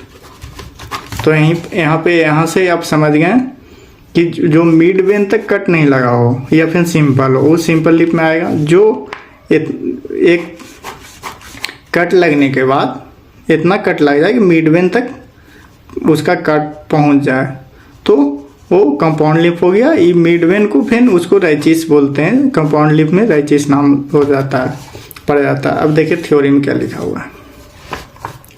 Simple leaf, compound leaf. Simple leaf देखिए मैंगो पीपल में मिलता है। Example mango people. Lamella entire और बेन इनसाइज। इंटायर मतलब वही, इंटायर मतलब ये हो गया, इंटायर का मतलब ये बता रहा है सिंपल हो। अगर कट भी है तो कहाँ तक? Do not touch the mid when. हम क्या बोले? मिड वेन तक टच नहीं होना चाहिए। कट भी है तो मिड वेन तक टच नहीं हो रहा है, उसको सिंपल में रखेंगे। अब देखिए compound leaf incision reach up to mid leaf और up to the tip of petiole. अभी हम बताएं ना आपको कि जो कट मिड लीफ तक पहुंचा दे, काट दे, तो वो क्या हो जाएगा? Compound leaf. अगर लीफ ऐसा, ये तो लीफ हो गया लंबा लीफ। अगर ये लीफ इस प्रकार का भी तो लीफ होता है गोल, तो इसमें कट एकदम ऐसे ऐसे लग जाए, कहाँ तक पहुंचा दे? पेटियोल तक। कट लगा के पेटियोल तक पहुंचा दे तो भी कंपाउंड लीफ में आ जाएगा। इसमें अगर ये लीफ है, इसका कट इंसाइज कर करके पेटियोल तक पहुंचा दे तो ये कंपाउंड लीफ में आ जाएगा। समझे? तो यही बोल रहा है कि incision up to mid tip और up to tip of the petiole, petiole के टिप तक। तो देखिए कंपाउंड लीफ दो तरह के होता है, एक पेनेट्री कंपाउंड लीफ जो नीम में पाया जाता है, एक पल्मेट्री कंपाउंड लीफ जो सिल्क कॉटन में। देखिए इसको याद करने का तरीका, रैचिस हम बताए थे, जो मिड है उसको रैचिस नाम पड़ जाता है, और जो कट लगने के बाद जो छोटा छोटा लीफ होता है उसको लीफलेट बोलते हैं। क्या बोलते हैं? लीफलेट। तो देखिए पिनेट्रेटरी कंपाउंड लिप कैसे याद करेंगे कि कहाँ नीम में होता है, किसको बोलते हैं पिनेट्रेटरी। अब पार्लियामेंट्री कंपाउंड लिप कैसे याद करेंगे, देखिए इसका लिप का डायरेक्शन पिन जैसा है, एक जैसे एक लंबा की तरह, पिन की तरह लंबा डायरेक्शन में जा रहा है, तो इसे याद कर लेंगे, यहाँ से याद कर लेंगे पिनेट्रेटरी कंपाउंड लिप। अब पार्लियामेंट्री कंपाउंड लिप इस तरह से याद कर लेंगे, देखिए इसका हाथ की तरह है, देखिए ये क्या है, हाथ की तरह है ना, प्लम की जगह, तो इससे आप पार्लियामेंट्री कंपाउंड लिप याद कर लेंगे। एग्जाम्पल है, ये तो नीम को देखे होंगे, नीम का पिनेट्रेटरी होता है, पिनेट्रेटरी कंपाउंड लिप होता है, और ये सिल्क कॉटन में होता है, इसका याद रखेंगे। देखिए इंपॉर्टेंट पॉइंट एक लिखा हुआ है, इंपॉर्टेंट पॉइंट में क्या लिखा हुआ है कि axillary bud is present in the axil of petiole. ये तो आपको हम बताएं, पहले बता दिए, कितना बार बोले कि वर्ड कहाँ लगा हुआ होता है, कहाँ पे होता है, नोड पे होता है, और axillary bud axil of petiole is both simple and compound leaf. तो हम बोले ना कि जहाँ से लिप निकलता है, देखिए जैसे में फिर से हम आपको बताते हैं कि ये प्लांट है, तो जहाँ से लिप निकल रहा है, तो ये जहाँ ये पेट्यूल जहाँ से अटैच है वहीं पे एक्सिलरी वर्ड होता है। तो ही बता रहा है कि axillary word live compound lip but not present in the axil of leaflet, मतलब यहाँ पे प्रेजेंट होगा, जहाँ से निकल रहा है वहाँ प्रेजेंट होगा, लेकिन लीफलेट छोटा छोटा बना रहा है, उसके पेट्यूल पे प्रेजेंट नहीं होगा, ये बताना चाह रहा है। अब अगला टॉपिक हम लोग इनफ्लोरेंस पढ़ेंगे। इनफ्लोरेंस मतलब फ्लावर, फ्लोरेंस का जहाँ भी आ गया मतलब फ्लावर, फ्लावर का अरेंजमेंट को इनफ्लोरेंस भी बोलते हैं। Arrangement of flower on the floral axis is called inflorescence. देखिए पहले हम फियर से समझ लेते हैं राइसोमोज और साइमोज क्या होता है, दोनों समझ लेंगे, फिर उसके बाद हमको याद हो जाएगा जिंदगी भर के लिए, हम कभी फिर भूलेंगे नहीं। फिर उसके बाद हम थ्योरी बता देंगे क्या ये कहना चाह रहा है। राइसोमोज और साइमोज, देखिए नाम जैसा नाम वैसा काम। राइसोमोज बड़ा नाम मतलब बड़ा काम, साइमोज छोटा, तो इसका छोटा नाम छोटा काम। राइसोमोज क्या होता है, साइमोज क्या होता है, अब बताते हैं, याद करने का तरीका बता दें। राइसोमोज क्या होता है, जहाँ main axis continue to grow. अब कंटिन्यू ग्रो क्यों करेगा, बात ये भी तो है, ये क्यों नहीं ग्रो करेगा। यहाँ देखो मेन एक्सिस टर्मिनेट फ्लावर क्यों नहीं ग्रो करेगा, क्यों ही छोटा रह जाएगा, क्यों ही बड़ा हो जाएगा, ये भी लॉजिक है इसमें। आप कॉन्सेप्ट सीखिए, कॉन्सेप्ट सीखिए। देखिए एकदम अच्छे सिखाते हैं। दो है, एक राइसोमोज है, एक साइमोज है। तो राइसोमोज का बड़ा नाम होता है, साइमोज का छोटा नाम होता है। इसे देखिए कॉन्सेप्ट हम बनाते हैं। अगर ये स्टेम है, इस पे फ्लावर लग रहा है, ठीक, फ्लावर लग रहा है, फ्लावर लग रहा है, फ्लावर लग रहा है, और एक ये है साइमोज, इसका हम टिप पे फ्लावर लगा दिए, तो टिप पे इसमें तो फ्लावर नहीं है, तो इसको बढ़ने का मौका है। अगर टिप ही किसी को बंद कर दे, ब्लॉक कर दे, जहाँ से हम बढ़ रहे हैं, स्टेम को बढ़ा रहे हैं, तो ये तो इसका ग्रोथ कम जाएगा ना। इसका ग्रोथ तो अल्टीमेट बढ़ रहा है हमेशा, तो इसके तुलना में ये तो ग्रोथ कम करेगा, तो इसलिए इसका साइमोज छोटा नाम है, तो ये छोटा रह भी जाता है। अब इसमें देखिए एक्टोपेटल होता है फ्लावर का अरेंजमेंट, इसमें बेसिपिटल होता है। अब देखिए एक्रोपेटल बेसिपिटल क्या होता है। एक्रोपेटल हम पहले भी लीफ में भी बताए थे कि एक्रोपेटल लीफ और बेसिपिटल तो अभी तक नहीं नाम लिए, लेकिन यहाँ पे आपको समझा देते हैं कि लीफ में भी बेसिपिटल अरेंजमेंट होता है कहीं कहीं। फ्लावर में आपको बताते हैं। एक्रोपेटल मतलब जो पुराना फ्लावर है वो नीचे और बड़ा होगा, जो नया फ्लावर है ऊपर और छोटा होगा, और इसका टिप पे फ्लावर नहीं होता है, तो इसलिए इसका ग्रोथ ज़्यादा होता है। और बेसिपिटल मतलब इसका अपोजिट, एक्रोपिटल का अपोजिट। अपोजिट मतलब जो पुराना फ्लावर है वो टिप पे होगा, और जो नया फ्लावर है वो टिप से नीचे होगा, मतलब छोटा फ्लावर बड़ा फ्लावर मतलब पुराना फ्लावर टिप पे, और छोटा फ्लावर नया फ्लावर मतलब टिप का नीचे। तो देखिए यहाँ पे आप समझिए, फिगर में आप देख सकते हैं, फिगर में ये बड़ा है क्योंकि इसके टिप पे फ्लावर नहीं लगा तो इसका साइज बढ़ रहा है। इसका टिप पे ही मेन फ्लावर पहले टिप पे ही आ गया तो साइज तो बढ़ने दिया नहीं। अब टिप पे देखिए बड़ा फ्लावर है, पुराना फ्लावर है, साइज बड़ा है तो टिप पे है, और टिप का नीचे नया फ्लावर हो रहा है मतलब ये बेसिपिटल है। अब देखिए यहाँ पे वही लिखा हुआ है कि main axis continue to grow, main axis continue to grow करेगा इसलिए इसका साइज बड़ा हो रहा है। Flower are borne laterally in acropetals succession, अभी बताया ना एक्रोपेटल सक्सेशन में इसका फ्लावर लेटरली ग्रो करेगा ब्रांच के साइड साइड में, और इसका टिप पे नहीं होगा इसके लिए इसके हाइट ज़्यादा होगा, ज़्यादा स्टेम ग्रो करेगा। मेन एक्सिस टर्मिनेट इन फ्लावर, फ्लावर से टर्मिनेट हो जाता है मेन एक्सिस पे ही फ्लावर आ जाता है। अब बताइए मेन एक्सिस पे फ्लावर आ गया तो ये तो रोक दिया बढ़ने से, अब बढ़ नहीं सकता है अपना पूरा, तो इसलिए इसका साइज छोटा रह जाता है। Flower are borne in basipetal powder, basipetal समझा दिए, जो पुराना फ्लावर होगा मतलब टिप पे होगा टर्मिनेट पे, जो उसके नीचे फिर बेसिपिटल मतलब बेस की ओर बढ़ते जाएगा, नया नया फ्लावर आएगा जो बेस पर लगते जाएगा। अब हम लोग अगला टॉपिक समझेंगे, सीखेंगे अच्छे तरीके से फ्लावर। इस चैप्टर का बहुत इम्पोर्टेंट टॉपिक है ये फ्लावर, तो इसको हम लोग अच्छे से सीखते हैं। Flower is a modified shoot, flower जो बनता है सूट को मॉडिफाई होकर बनता है। Where in the shoot apical meristem change in the floral meristem. देखिए क्या यहाँ पे क्या बोलना चाह रहा है कि देखिए इस सूट एपिकल मैजिस्टर क्या करता है, सूट को बढ़ाने में काम करता है, सूट को बढ़ाने में इंक्रीज करने में। तो इस टिप पे है ना, जो टिप पे सूट एपिकल मैजिस्ट्रेट होता है इसकी वजह से सूट बढ़ता है, सूट में ग्रोथ होता है। ये चेंज हो जाता है फ्लोरल मैजिस्ट्रेट में जो फ्लावर को बनाने में काम करता है। ये लाइन का मतलब ये समझाना चाह रहा है। Internode to node elongate and its axis get condensed. देखिए ये लाइन का मतलब क्या समझाना चाह रहा है, ये लाइन बहुत इंपॉर्टेंट है, इस आप समझ जाइएगा तो फिर जिंदगी में हमेशा फ्लावर को देखिएगा तुरंत समझ में आ जाएगा कि कैसे बना है। देखिए पहला नंबर तो हम पहले समझ लेते हैं फ्लावर में कौन कौन सा पार्ट होता है।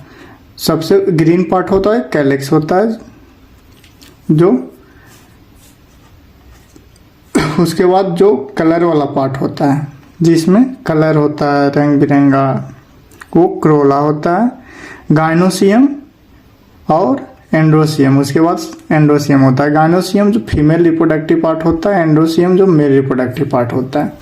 इससे याद करने का तरीका है कि गाइनोसियम मतलब जी मतलब गर्ल, या इससे गर्ल मतलब जो फीमेल पार्ट है। इससे एक चीज आओ, जो गाइनो लोग बनते हैं, डॉक्टर आप लोग बनिएगा तो गाइनो कीजिएगा, तो गाइनो किसके लिए बना जाता है, गर्ल्स के लिए। एंड्रोसियम और जो बचा जो एंड्रोसियम जो मेल रिप्रोडक्टिव पार्ट का भाग है। तो ए लाइन का मतलब inter node do not elongate and its axis कंसाइड। इसके मतलब हम आपको समझाना चाह रहे थे कि देखिए इंटर नोड से क्या निकल रहा था, नोट से क्या निकल रहा था, नोट से लीफ निकल रहा था। तो यहाँ लीफ के जगह पर सेपल पेटल निकलने लगता है। जो सेपल होता है ग्रीन पार्ट, उसी को बहुत सा सेपल मिलके क्या बनाते हैं, कैलिक्स, और बहुत सा पेटल मिलके क्रोला बनाते हैं। तो सेपल पेटल ये सब भी लीफ ही मॉडिफाई होकर निकलता है। अगला लाइन में यही सब चीज लिखा हुआ है कि लीफ ही मॉडिफाई होकर बनता है सेपल पेटल, जो भी बनता है पिस्टिल और एंथर। पिस्टिल से हम लोग बहुत सा पिस्टिल मिला गाइनोसियम बनाते हैं, एंथर बहुत सा मिलकर एंड्रोसियम बनता है, बहुत सा सेपल मिलके कैलेक्स बनता है, क्रोला बहुत सा पेटल मिलके बनता है। ये चीज याद रखिएगा। तो जो इन नोड से निकल रहा है मॉडिफाई होके, तो ये जो नोड है कंसाइज हो जाता है, इंटरनोड बहुत छोटा हो जाता है। तो कंसाइज होगा तब ना फ्लावर बनेगा, दूर दूर रहेगा। सेपल यहाँ मान लिया जाए कि सेपल रहता है, यहाँ पेटल रहता, यहाँ मान लिया पिस्टिल रहता है, यहाँ एंड्रोसियम, तो ये फ्लावर बनता कभी बताइए। तो इसको कंसाइज होना पड़ेगा फ्लावर के लिए, तो यही चीज यहाँ पे बोल रहा है। कैंसाइड। Apex produce different floral appendages laterally at successive node instead of leaf. यही चीज बताया ना, डिफरेंट अपने फ्लोर अपेक्स है जो क्या हो जाता है, प्रोड्यूस करता है। और ये क्या बोल रहा है, produce different floral appendages. Apex में जो फ्लावर जो ये नोट से जो लीफ निकल रहा था वो फ्लोरल चीज मतलब फ्लोरल चीज बनाने वाला पदार्थ में चेंज हो जाता है, मॉडिफाई हो जाता है। उसके बाद क्या बोला, अपने laterally successive node stand in leaf, जहाँ पे जो नोट से लीफ निकल रहा था वहाँ पे वो चीज आ जाता है, स्टैंड कर जाता है। Ben shoot tip transform into flower. ये चीज देखिए बोल रहा है। अब ये चीज सब प्रोसेस होकर जो सीड ट्यूब पर हो वो फ्लावर बन जाता है। It is always solitary. अब देखिए इस वर्ड को आप लोग नहीं समझिएगा तो कौन समझेगा बताइए। जिसके जिंदगी में कोई नहीं होता है उसी को सोलेटरी बोलते हैं। जो अकेला हो, अलोन हो, तो हर टिप पे एक ही फ्लावर लगेगा। समझ में आया? इसीलिए ये ऑलवेज सोलेटरी होते हैं। अब इसके बाद अगला टॉपिक सिमेट्री पढ़ते हैं। सिमेट्री मतलब वही होता है दो हिस्से में मतलब बांटना, काटना छाटना। ये कितने सिमेट्री, किस प्रकार के सिमेट्री है, बहुत इंपॉर्टेंट टॉपिक है। इससे भी क्वेश्चन आते हैं, प्रीवियस ईयर क्वेश्चन में आए हुए हैं PYQ में। जो इस वीडियो के बाद एक अगला वीडियो लाएंगे उसमें इस चैप्टर का PYQ रहेगा टोटल। उसमें देखिएगा ये टॉपिक से क्वेश्चन आते हैं, इसके अगला टॉपिक ये पढ़ाएंगे इससे क्वेश्चन आते हैं, तो बहुत ध्यान से देखिएगा। फ्लावर से ऐसे भी क्वेश्चन बनते हैं। तो देखिए सिमेट्री 3 प्रकार के होते हैं। एक तो actinomorphic, zygomorphic, asymmetric. Actinomorphic, zygomorphic, asymmetric. Asymmetric मतलब उसमें कोई सिमेट्रिक नहीं हो, मतलब हम एक एक करके बात करेंगे। एक्टिनोमॉर्फिक मतलब रेडियल सिमेट्रिक होता है। अब देखिए रेडियल सिमेट्रिक क्या होता है, जो रेडियस के रूप में काटते। अब रेडियल सिमेट्री जैसे एक धतुरा है, धतुरा गोल होता है जो शंकर भगवान पे चढ़ते हैं, तो ये धतुरा इसको रेडियली किसी प्रकार भी काट सकते हैं। इसका सिमेट्री कहीं से भी हो सकता है। ये गोल क्या है, धतुरा। धतुरा को हम किसी प्रकार भी काट सकते हैं, रेडियली कहीं से भी काटें इक्वल पार्ट में कटेगा, तो ये डेट इज रेडियल सिमेट्री। ये होता है रेडियल सिमेट्री। तो इसमें रेडियल सिमेट्री में क्या लिखा हुआ है, flower can be divided into 2 equal half by any vertical plane. बोले ना कहीं से भी काट सकते हैं, कोई वर्टिकल से, ये वर्टिकल से काट रहे हैं, ये वर्टिकल से काट रहे हैं, यहाँ से काट रहे हैं, एनी वर्टिकल प्लेन। और radial plane passing through the centre. देखिए कोई भी सिमेट्री को हम काट रहे हैं, रेडियल प्लेन पासिंग कहाँ से कर रहा है, सेंटर से कर रहा है। यही चीज बोल रहा है, passing through the centre. Example mustard, धतुरा, चिल्ली। देखिए मस्टर्ड का अगर आप फ्लावर देखिएगा तो क्या होता है, मस्टर्ड फ्लावर आप देखे होंगे टेट्रापेंटस होता है। मतलब ये आगे बताएंगे कि टेट्रापेंटस, ट्राइमेरस, टेट्रामेरस, पेंटामेरस, ये सब क्या चीज होता है, आगे हम अगला टॉपिक में ही बताएंगे। तो ट्राइमेरस, टेट्रामेरस होने के चक्कर में, मतलब टेट्रामेरस होता है इसलिए इसमें 4 गो सेपल का अरेंजमेंट में पे ही देखा जाता है, सेपल पेटल का अरेंजमेंट पे, तो 4 गो होता है। तो 4 गो अगर कहीं पे दिख रहा है, याद करने का हम तरीका बता रहे हैं, 4 गो है तो इसको आप कहीं से भी काटिए तो इक्वल भाग में ही कटेगा। तो मस्टर्ड क्या होता है, टेट्रामेरस होता है, इसलिए ये रेडियल होता है और सेंटर से जा रहा है। तो इस समझिए धतुरा के बारे में बताएं, गोल, इसका याद करने का तरीका है। इसे तो इसके फ्लावर के रिस्पेक्ट में बताया हुआ, लेकिन हम याद करने के लिए बस बता रहे हैं। धतुरा गोल होता है इसलिए इस रेडियल सिमेट्री में आएगा। इसके साथ एक चिल्ली याद कर लीजिएगा, काहे कि जब मिर्च खाते हैं हम लोग, चिल्ली खाते हैं तो दिमाग गोल गोल घूमने लगता है, इससे याद रखिएगा। जब तीखा लगता है गोल गोल दिमाग घूमता है, उससे क्या होता है, अब जब गोल आ गया दिमाग में तो समझ जाइए कि रेडियल सिमेट्री है। अब जाइगोमॉर्फिक क्या होता है, जाइगोमॉर्फिक का मतलब बाइलेटरल सिमेट्री। कोई ऐसा चीज होता है जैसे हम लोग ह्यूमन है उसको बाइलेटरल ही काट सकते हैं। जैसे में हम बताते हैं कि एक होता है ऐसा चीज मतलब ह्यूमन है, तो ह्यूमन को हम एक ही प्लेन से काट सकते हैं। इसके अलावा हम दूसरा प्लेन से काटेंगे तो इक्वल पार्ट में नहीं बटेगा, तो उसको हम क्या बोलते हैं, bilateral symmetry. Flower can be divided into two equal half only by one particular vertical. वही बताया मैं, वर्टिकल मतलब वन वर्टिकल से ही काट सकते हैं, जैसे ह्यूमन हो गया। तो इसमें याद करने का मतलब, याद कैसे रखिएगा, पी ग्लोमल बीन कैसिया, पीजी कॉलेज, इससे याद कर सकते हैं। पीजी कॉलेज में अगर एमबीबीएस नहीं हुआ, नीट नहीं हुआ, तो बाइलेटरल एक क्या बोलते हैं, अल्टरनेट वे में बाइलेटरल में एक क्या रखते हैं, ऑप्शन रखता है कोई, तो आप इससे याद कर सकते हैं पीजी कॉलेज बीएससी, कुछ भी बैचलर साइंस से आप कर लीजिएगा, बीएससी कर लीजिएगा, बीए कर लीजिएगा। तब पीजी कॉलेज से आप याद कर सकते हैं क्या, पी गुलमोहर केसिया और बीम, यहाँ से ये चीज याद रख सकते हैं।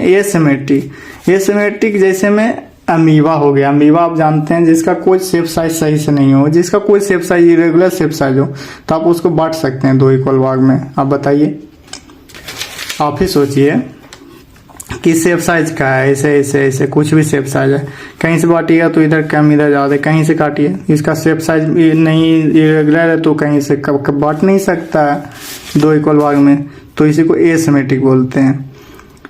जैसे में flower can not be divided into two equal half, अभी जो बताएं काना, मान लीजिए कि फिगर बनाए जिसका नाम काना, काना से आप याद रख सकते हैं कैसे, कान को आप दो इक्वल भाग में नहीं बांट सकते हैं। आप सोच के देखिए, कान को दो इक्वल भाग में बांट सकते हैं, नहीं बांट सकते हैं। अब अगला टॉपिक है, बहुत इंपॉर्टेंट है, इससे क्वेश्चन PYQ में प्रीवियस ईयर में आया हुआ है।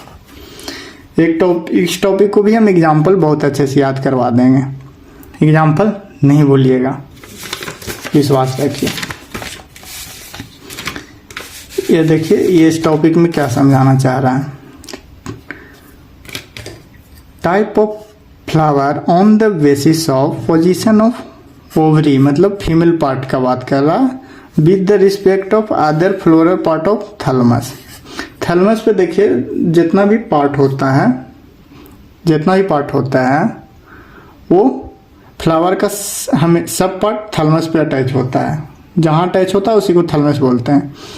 तो ओवरी के पोजीशन के अनुसार ओवरी कहाँ पे प्रेजेंट है, इन्फीरियर है, सुपीरियर है, ऊपर है, नीचे है, या फिर पेरीफेरी में है, बीच में, उसके रिस्पेक्ट में मतलब डिवाइड किया गया, टाइप बताया गया। इससे पहले हम थोड़ा सा एक टॉपिक छूट गया था वो बता देते हैं। पेडिसल क्या होता है, जो पेडिसल क्या करता है, अटैच करवाता है किससे, स्टेम से फ्लावर को, और पेटियोल क्या होता है, अटैच करवाता है वो भी स्टेम से लीफ को, याद रखिएगा। चलिए तो हम लोग फिर से अपना टॉपिक पे आते हैं। इस केस पे तीन केस में बांटा गया है कि ओवरी का पोजीशन किस किस बेस पे, ऑल अदर फ्लावर मतलब अदर फ्लोरल पार्ट के बेसिस पे तीन भाग में बांटा गया है कि ओवरी का पोजीशन किस किस बेस पे आ सकता है। एक तो हाइपोगाइनस, नाम में घुस जाइए, नाम में घुसिए, आपको समझ में आ जाएगा। दूसरा पेरीगाइनस, तीसरा एपीगाइनस। देखिए नाम में घुस के आपको हम समझाते हैं। हाइपोगाइनस, गाइनस मतलब होता है फीमेल वाला part, female reproductive part. Hypo मतलब नीचे, मतलब फीमेल रिप्रोडक्टिव पार्ट से, मतलब ओवरी का बात कर रहा है। गाइनस मतलब उससे सब नीचे हो, वो ऊपर हो, उससे सब नीचे हो, ये बात बोल रहा है। हाइपोगाइनस मतलब हमसे सब नीचा हो।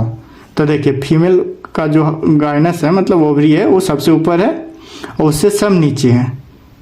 अब सेपल, पेटल, एंडोसियम सबका बात कर लिए, सब नीचे है। तो देखिए सबसे ऊपर क्या है, ओवरी है, सुपीरियर ओवरी, उसको हाइपोगाइनस बोलेंगे। इसका एग्जांपल है मस्टर्ड, चाइना रोज, ब्रिंजल। देखिए याद करने का एग्जांपल बताते हैं। आप घर से बाहर जा रहे हैं, तो क्या कहते हैं, घर में बिजली ज़्यादा खपत होती है, इसकी वजह से आप एमसीबी क्या कहते हैं, गिरा के जाते हैं, डाउन कर देते हैं। समझ में आया, क्या कहते हैं, डाउन कर देते हैं कि बिजली बचे। तो एमसीवी डाउन मतलब इससे समझिए हाइपोगाइनस मतलब हाइपो मतलब जी से, हाइपोगाइनस मतलब जी से सम नीचे, मतलब गाइनस मतलब ओवरी से सम नीचे। तो ओवरी क्या हो गया, सुपीरियर हो गया, तो सम नीचे मतलब डाउन करके जा रहे हैं, मतलब नीचे मतलब डाउन। तो एमसीवी को डाउन कर रहे हैं, एम से मस्टर्ड, चाइना रोज, ब्रिंजल। कितना अच्छा एग्जाम्पल याद करने का तरीका है, समझ गया। अब सेकेंड है पेरीगाइनस। पेरीगाइनस मतलब ओवरी और भी जितना भी पार्ट है, फ्लोरल पार्ट है, ओवरी है, वो दोनों इक्वल साइज पे हो, बराबर पे हो, न ऊपर न नीचे, पेरीफेरी में हो, तो पेरीगाइनस बोलते हैं। पोजीशन हम ओवरी के रिस्पेक्ट में देख रहे हैं, जितना भी देख रहे हैं ओवरी के रिस्पेक्ट में। तो हाफ सुपीरियर बोल सकते हैं या हाफ इन्फीरियर ओवरी, मतलब न ऊपर न नीचे। तो सुपीरियर के हिसाब से भी हाफ है, बीच में है, इन्फीरियर के हिसाब से भी बीच में है, तो इसलिए half superior half inferior ovary बोल रहे हैं। Example plum rose peach. देखिए इसका नाम में घुस जाइए, नाम से ही एग्जाम्पल याद हो जाएगा आपको। पेरीफेरी, पेरीफेरी में क्या है, पी आर, पी से प्लम, आर से रोज, अब फिर P, P R P, peach, double P आ गया, पी से प्लम पीच, आर से रोज।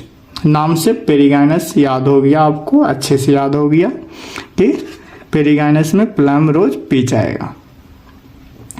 एपीगाइनस, अब एक लास्ट बचा इसका टॉपिक का, एपीगाइनस। एपीगाइनस नाम में देखिए, नाम में क्या बोल रहा है, एपी। एपी मतलब एपीगाइनस, गाइनस से सब ऊपर, मतलब ओवरी से सब ऊपर। तो ओवरी नीचे आ गया, ओवरी का इन्फीरियर हो गया, और वो अदर पार्ट मतलब फ्लोरल का अलग अदर पार्ट, सेपल, पेटल, एंडोसियम सब ऊपर चल गया, तो ओवरी कवर अप हो गया। तो इन्फीरियर ओवरी मतलब ओवरी नीचे आ गया, जैसे में गोवावा, कुकुम्बर। जी सी, जी सी क्या है, नीचे है। तो इन नाम से पता चल गया, इसका एग्जाम्पल याद रखिएगा, गोवावा, कुकुम्बर, खीरा और अमरूद। अगला टॉपिक हम लोग अच्छे समझेंगे। टॉपिक जहाँ पे भी समझ में नहीं आया आप लोग को, आप कमेंट कीजिए कि टॉपिक फिर से बता दीजिए, आप लोग सपोर्ट कीजिए। हारे के सहारे और स्टूडेंट हमारे, यही हम कहना चाहते हैं। बात ये भी है, अब आप लोग छोटा भाई हैं हमारे, तो आप जो कमेंट करिएगा हम देखेंगे, उसको ज़रूर देखेंगे, टाइम निकाल के हर कमेंट का जवाब देंगे। बस आप लोग बताइएगा कहाँ पे समझ नहीं आया या आया। टाइप्स ऑफ फ्लावर, देखिए अब वो टॉपिक आ गया जो हम बताए थे, टाइमेरस, टेट्रामेरस, पेंटामेरस। यहाँ से भी आपको एक चीज़ बहुत अच्छा सीखने को मिलेगा, आज सीखिएगा भी। यहाँ पे देखिए क्या सीखने को आपको मिलता है। ट्राइमेरस मतलब पहले तो ये देख लीजिए, ट्राइमेरस, ट्राइमेरस किस एस्पेक्ट में बता रहा है, सेपल और पेटल, मतलब कैलेक्स और क्रोला का नंबर के बेसिस पे ये ट्राइमेरस नाम दिया है। अगर 3 के मल्टीपल में, जैसे हम 3, 6, 9 ऐसे हो, सेपल या पेटल का नंबर, क्या सेपल या पेटल का नंबर, तो उसको ट्राइमेरस बोलेंगे। और जिसमें ट्राइमेरस पाया जाता है, ट्राइमेरस का सेपल और पेटल का अरेंजमेंट होता है, वो क्या आता है, मोनोकोटिलेडन में समय आता है। देखिएगा कि सेपल और पेटल को 3 के मल्टीपल में है जहाँ, तो मोनोकोटिलेडन है। टेट्रामेरस और पेंटामेरस डाइकोटिलेडन में जनरली आता है। Tetramerous, pentamerous. टेट्रामेरस मतलब नाम में ही देखिए, टेट्रा मतलब 4 के मल्टीपल में फ्लोरा अपेंडेस हो। फ्लोरा अपेंडेस मतलब वही क्या बता रहे हैं, सेपल और पेटल का बात। पेंटामेरस जिसमें 5 का मल्टीपल हो। इजी था, इजी टॉपिक था, समझ गए। जहाँ टेट्रामेरस, पेंटामेरस हो डाइकोटिलेडन होगा, जहाँ ट्राइमेरस हो मोनोकोटिलेडन होगा, याद रखिएगा। तो अब 3 चीज़ आप समझ गए हैं, स्टेम से पहचानना, रूट से पहचानना, फ्लावर का ये फ्लावर से पहचानना। अब इससे भी पहचान सकते हैं आप सेपल और पेटल के अरेंजमेंट से। अब देखिए यहाँ एक इम्पॉर्टेंट नोट दिया हुआ है, क्लोरा में be tubular, calyx corolla, tubular, bell shape, funnel shape और बेल शेप। क्लोरा का शेप अलग अलग होता है, जैसे जो क्लोरा किसको हम बोल रहे हैं, जो कलर होता है, जो रंगीन होता है, तो उसका देखिएगा सबका शेप एक जैसा थोड़ी होता है। क्लोरा का किसी का बेल शेप होता है, ट्यूबुलर लंबा होता है, किसी का चौड़ा होता है। एक नोट पॉइंट ये हो गया। दूसरा नोट पॉइंट यहाँ है कि स्टेमी नोट क्या कहते हैं, स्ट्राइल स्टेमन को बोलते हैं। अब देखिए स्ट्राइल स्टेमन, स्ट्राइल मतलब तो आप समझ ही रहे हैं, जो सेक्सुअली रिप्रोड्यूस नहीं कर सकता है, समझ रहे हैं। स्ट्राइल जो रिप्रोड्यूस करने की क्षमता नहीं है उसमें, उसको स्टेमी नोट बोलते हैं। इससे भी क्वेश्चन आया हुआ है, याद कर लीजिएगा, याद करने वाला चीज़ है। अब अगला टॉपिक है part of flower. Part of flower देखिए आपको पहले ही बता दिए, और इसमें भी सीखने को मिलेगा बहुत अच्छा चीज़ आपको। पार्ट ऑफ फ्लावर देखिए कैलेक्स, क्लोरा, एंडोसियम, गाइनोसियम, ये तो पहले बताएं। बाहर से अगर देखिएगा सबसे पहले कैलेक्स, ये भी आता है क्वेश्चन अरेंज करने के लिए कि बाहर से या अंदर साइड से। अंदर साइड से आप देखिएगा तो इस साइड से अरेंज होगा तो इस प्रकार होगा, बाहर से इस प्रकार होगा। तो पहले सबसे बाहर कैलेक्स होता है जो सेपल से बनता है मिलकर, क्लोरा होता है जो पेटल से बनता है, जो रंगीन पार्ट होता है, एंडोसियम, गाइनोसियम में रिप्रोडक्टिव, फीमेल रिप्रोडक्टिव पार्ट। अब देखिए कैलेक्स में घुस जाइए। कैलेक्स में आप देखिएगा तो गैमोसेप्लस और पॉलीसेप्लस दोनों का नाम से ही पता चल रहा है। गैमो मतलब मिला हुआ, जो एक दूसरे से जुड़ा हुआ रहे, उसको गैमोसेप्लस बोलते हैं। सेपल यूनाइटेड मतलब सेपल जुड़ा हुआ रहता है। पॉलीसेप्लस मतलब सेपल एक दूसरा से अटैच नहीं है, उसको सेपल फ्री, मतलब देखिए वही बात बोल रहा है ना, सेपल अटैच नहीं है मतलब सेपल फ्री है। अब क्लोरा में उसी प्रकार गैमोपेटलस, देखिए सेपल से मिलके कैलेक्स बनता है इसलिए सेप्लस वहां पर नाम पड़ रहा है। या पेटल से मिलके क्लोरा बनता है, जो पेटल मतलब रंगीन, यहाँ से रंगीन देखिए, पेटल से याद रख सकते हैं, पी से पीला होता है तो पीला एक कलर है, तो यहाँ से याद यह चीज कह सकते हैं, पी से पीला एक कलर है। तो क्लोरा पेटल से मिलके बनता है और क्लोरा रंगीन होता है, कलर होता है। गैमो मतलब मिला हुआ पेटल, उसको पेटल यूनाइटेड बोलते हैं। पॉली मतलब अभी बताएं जो फ्री हो पेटल, इससे आप समझ जाइएगा। एंडोसियम दो तरह का होता है, एडेशन, कॉशन। अब देखिए एडेशन में देखते हैं एपीपेटलस, एपीपेटलस जो एंडोसियम। अब इस नाम पे एकदम अच्छा से ध्यान दीजिएगा। अटैचमेंट ऑफ एंडोसियम मतलब अटैच किस प्रकार हो रहा है उसके बेसिस पे है कि जिस एंडोसियम पेटल पे आके अटैच हो उसको एपीपेटलस बोलते हैं। मतलब इसके भाग पे, पेटल के भाग पे आके अटैच हो एंडोसियम, उसको एपीपेटलस बोलते हैं। Example brinjal.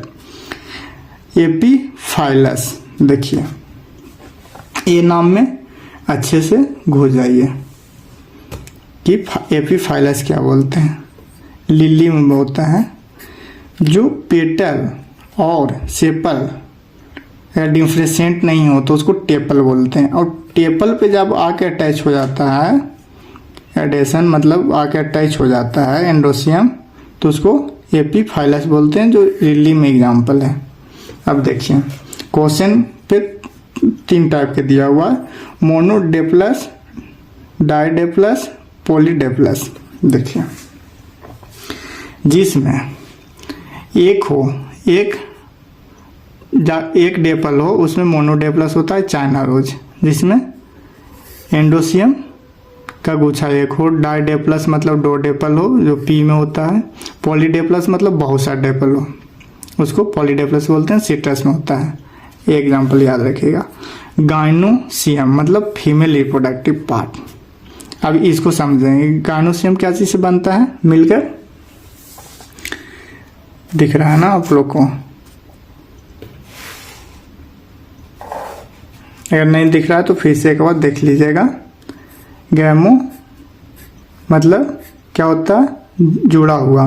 पॉली मतलब फ्री। अब सेपल मतलब सेपल से मिलकर कैलेक्स बनता है, पेटल से मिलकर क्लोरा बनता है।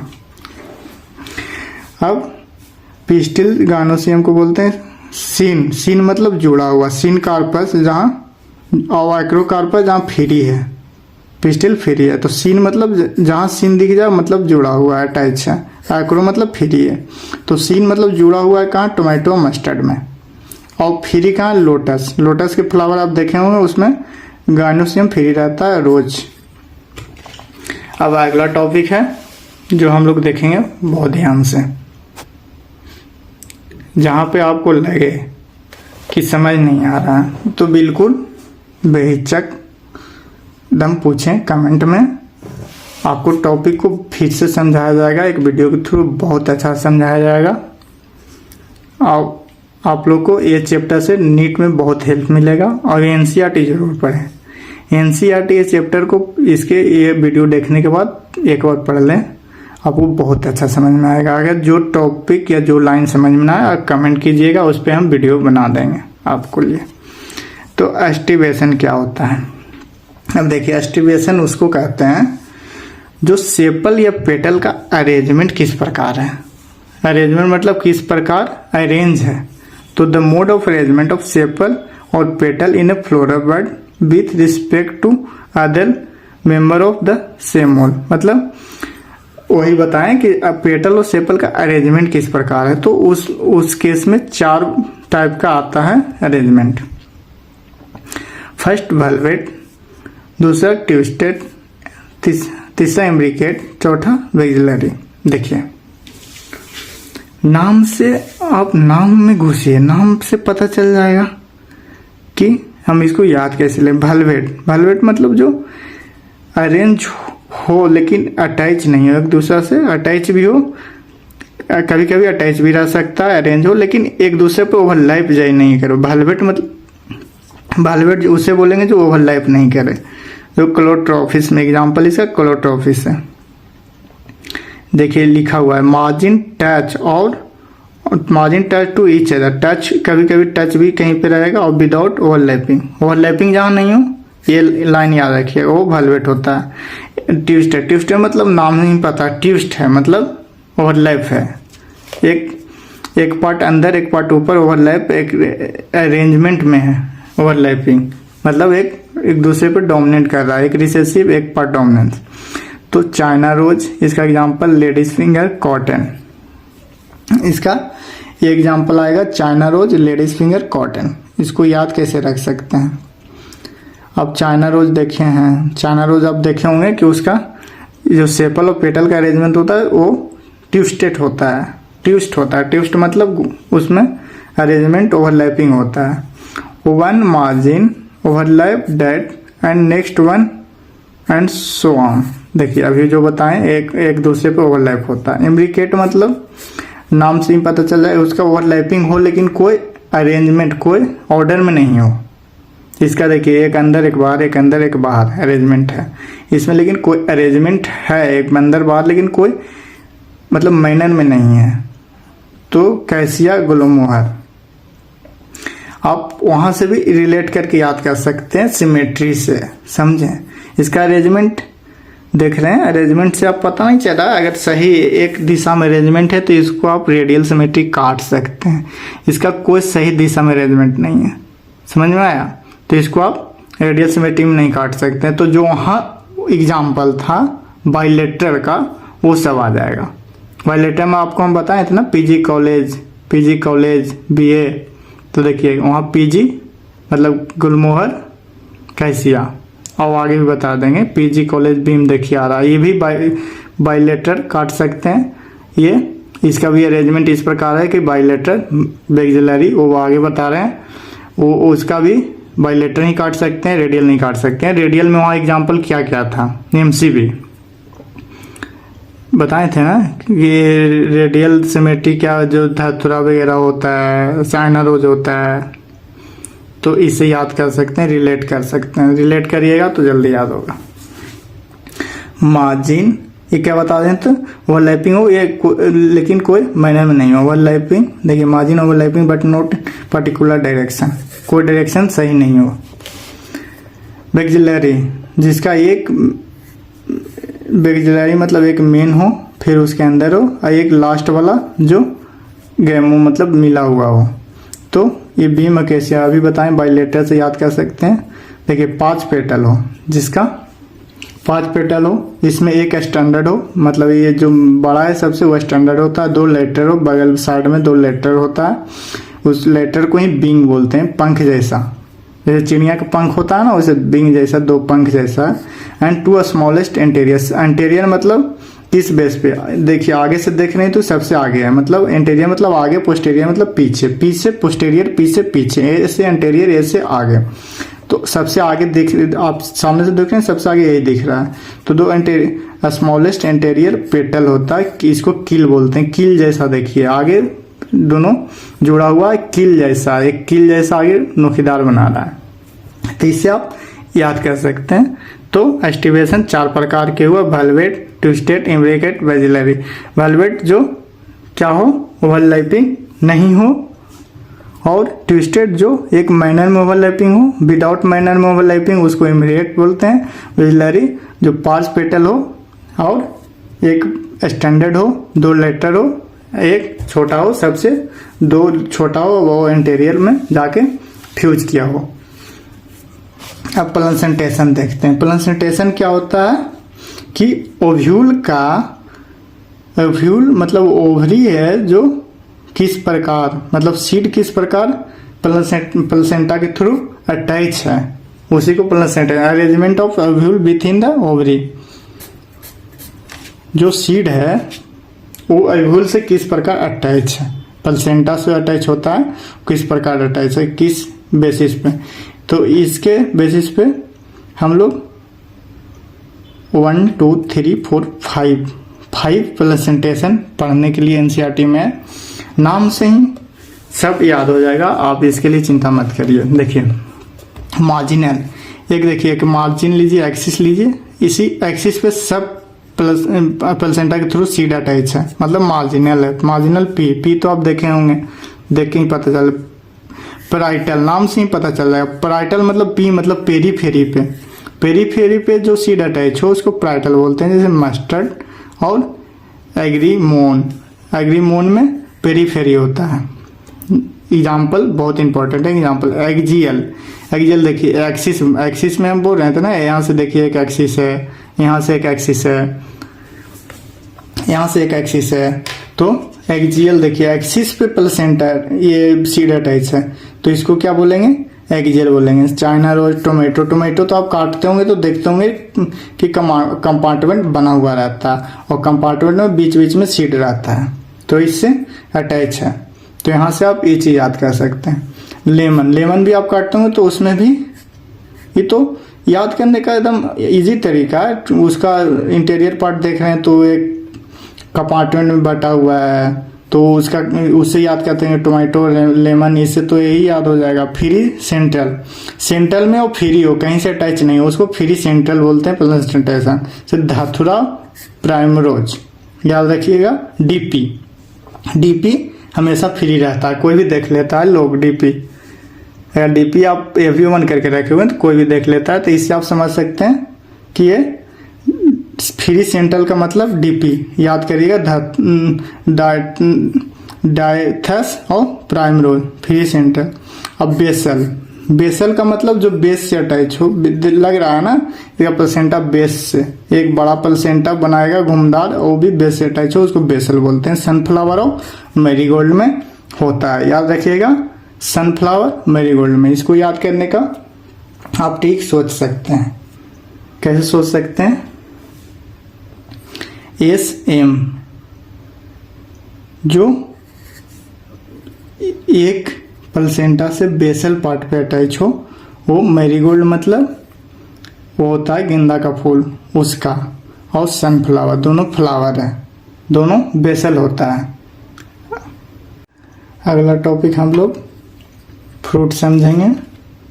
फ्रूट पढ़ते हैं अच्छा से, एक एक चीज डिस्क्राइब करते हुए हम बताएंगे आपको कि फ्रूट क्या होता है। Characteristic feature of flowering plant, ये तो हम चैप्टर के पहले ही बताए थे आपको कि जहाँ फूल और फल दिख जाए लगा हुआ हो जो प्लांट पे, उसको फ्लावरिंग प्लांट बोलते हैं। फ्लावरिंग प्लांट मतलब angiosperm.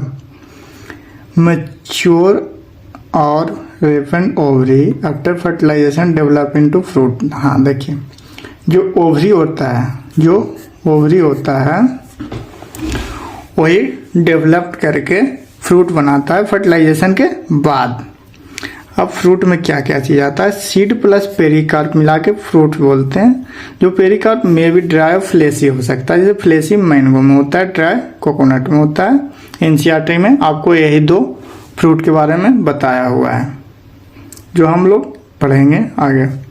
Ben pericarp is fleshy, अगर पेरिकार्प फ्लेसी हो तो वो भी डिफ्रेंशिएट करता है 3 भाग में, एपिकार्प, मेसोकार्प, इंडोकार्प। एपी मतलब बाहर, मेसो मतलब मिडिल में, इंडो मतलब अंदर। इससे याद कर सकते हैं। पार्थेनोकार्पिक फ्रूट, देखिए ये एक इंपॉर्टेंट वर्ड आया है जो आपको समझाते हैं। पार्थेनोकार्पिक जो विदाउट फर्टिलाइजेशन नहीं हो और उसके बाद भी फ्रूट बन जाए। If a fruit is form without fertilisation of ovary से फ्रूट बनता है, तो आपको पहले बताएं कि यहाँ पे ओवरी से फर्टिलाइजेशन के बाद फ्रूट बनता है, लेकिन इसमें फर्टिलाइजेशन नहीं, विदाउट फर्टिलाइजेशन से उसको पार्थेनोकार्पिक फ्रूट बोलते हैं। अब देखिए, in mango and coconut Dove fruit बोलते हैं। डव फ्रूट क्यों बोलते हैं, डेवलप होता है मोनोकार्पेली गाइनोसियम से with superior ovary. Superior ovary का मतलब समझ रहे हैं ना, हाइपोगाइनस। याद आया आपको कि जहाँ सुपीरियर ओवरी मतलब ओवरी सबसे ऊपर हो तो उसके जितना भी फ्लोरल पार्ट है सब नीचे होगा। हाइपो मतलब सब नीचे, उसी को बोल रहा है। तो ये दोनों को डव फ्रूट बोलते हैं। देखिए यहाँ पर in mango fleshy mesocarp edible, जो मेसोकार्प होता है वो फ्लेसी होता है, उसी को हम लोग खाते हैं मैंगो में। In coconut mesocarp is fibrous, coconut में हम लोग जो खाते हैं वो इंडोस्पर्म रहता है, वो मेसोकार्प भी नहीं रहता। वो मेसोकार्प जो फाइबर जैसा निकला हुआ रहता है ना, उसको सरफेस पे लगा हुआ रहता है, उसी को मेसोकार्प बोलते हैं। और जो इंडोकार्प रहता है मैंगो और कोकोनट दोनों में स्टोनी और हार्ड होता है। तो कोकोनट एंड मैंगो में इंडोकार्प, गला दर्द दे रहा है यार, इतना बोले हैं। इंडोकार्प क्या होता है, स्टोनी एंड हार्ड होता है। अब देखिए फिगर में देखेंगे हम लोग, इतना गला दर्द दे रहा है।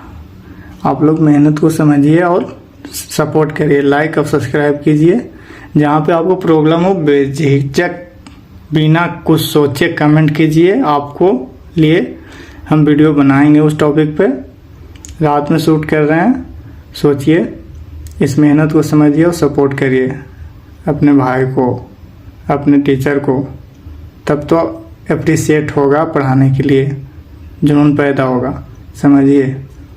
तो देखिए मैंगो में देखेंगे सीड होता है, सीड के ऊपर जो पूरा होता है उसको पेरिकार्प बोलते हैं। पेरिकार्प 3 यूनिट में बांटा हुआ होता है। एपिकार्प जो सबसे बाहर होता है, एपिकार्प बीच में होता है, जो एडिबल पार्ट होता है मैंगो का, वो मेसोकार्प जो अंदर और स्टोनी पार्ट होता है उसको इंडोकार्प बोलते हैं। जैसे इसमें भी स्टोनी पार्ट इंडोकार्प, जो फाइब्रस होता है उसको मेसोकार्प। जो हम लोग खाते हैं यहाँ पर सीड होता है, और जो हम लोग खा रहे हैं ये क्या होता है, इंडोस्पर्म से बनता है। समझ में आ गया। अब अगला टॉपिक हम लोग पढ़ने वाले हैं क्या, अब फ्रूट के बारे में पढ़नी है, अब सीड के बारे में समझेंगे, पढ़ेंगे, अच्छे से सीखेंगे।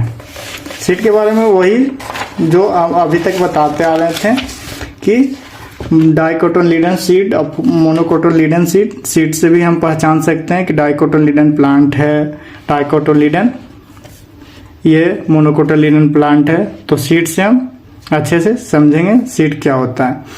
जैसे फ्रूट क्या बना था, फ्रूट किससे बना था, ओवरी से। तो ओव्यूल को फर्टिलाइज होने के बाद जो बनता है उसी को सीड बोलते हैं। ओव्यूल फर्टिलाइज होने के बाद देखिए सीड में 2 पार्ट होता है। एक तो सीड को जो कवर करता है उसको सीड कोट बोलते हैं। सीड कोट भी बाहर वाला सीड कोट को आउटर टेस्टा बोलते हैं, आउटर वाला को इनर को टेगमन बोलते हैं। याद रखिएगा, टेगमन एन इनर, टेस्टा आउटर, बाकी बच गया जो आउटर। अब एम्ब्रियोल एक्सिस होता है, एक सीड कोट होता है। एम्ब्रियोल एक्सिस में क्या क्या आता है, एम्ब्रियो में एम्ब्रियोल एक्सिस आता है, कोटिलीडोन आता है, ठीक। तो एम्ब्रियो में ये बीच में जो होता है एम्ब्रियोल एक्सिस होता है, जिसपे रेडिकल और पेम्यूल्स मिलके बनाता है। रेडिकल से ही आर से रेडिकल, आर से रूट बनता है प्रीम्यूल, बाकी बच गया जो सूट सिस्टम बनाता है, पूरा सूट बनाता है। कोटिलीडन एक या दो हो सकता है, जिसमें दो होता है उसको डाइकोटिलीडन्स बोलते हैं। और मोनोकोटिलीडन कोटिलीडन एक या कोटिलीडन को ही दूसरा नाम देते हैं एस्पिक्यूटेलम, जिसमें एक होता है। अब देखिए अब इंडोस्पर्म में और मे नोट भी present in seed. Endosperm present हो भी सकता है और नहीं भी हो सकता है सीड में। जैसे में डाइकोटिलीडन में जनरली इंडोस्पर्म प्रेजेंट नहीं होता, मोनोकोटिलीडन में प्रेजेंट होता है। तो हम स्ट्रक्चर ऑफ डाइकोटिलीडन सीड को देखेंगे। जैसे एक चना है, चना में दो कोटिलीडन है मतलब डाइकोटिलीडन है, दो तो डाइकोटिलीडन। इसी को हम अच्छा से डिस्क्राइब करके बस समझाते हैं। देखिए चना का जो कवर होता है, अभी चना आप फुलाए होंगे रात में, भिगोने के लिए देते हैं, स्टूडेंट लाइफ में सब खाता है चना भिगो के, खाना चाहिए, अच्छा बात है, चना खाइए, सेहत अच्छा रहेगा। तो देखिए जो ऊपर कवर रहता है, क्या जो ऊपर कवर रहता है उसको सीड कोट बोलते हैं। जो अभी बताएं सीड कोट भी दो तरह का होता है, टेस्टा और टेगमा। जो देखिए अब इसको याद करने के लिए माइक्रोफाइल कैसे याद रख सकते हैं कि माइक्रोफाइल एंड कहाँ होता है। तो देखिए जो बेस पार्ट है, आप चना को रखिएगा कहीं पे तो ये फिगर उल्टा दिया हुआ है, उलट के देखिए, चना को रखिएगा तो ये ऊपर वाला जो नोक पार्ट है ऊपर रखिएगा तो ये बेसल पार्ट हो गया, तो ये और बेसल का ऊपरे वाला ये पोलर रीजन हो गया, पोलर रीजन मतलब ऊपर वाला, तो ये माइक्रोफाइल एंड हो गया।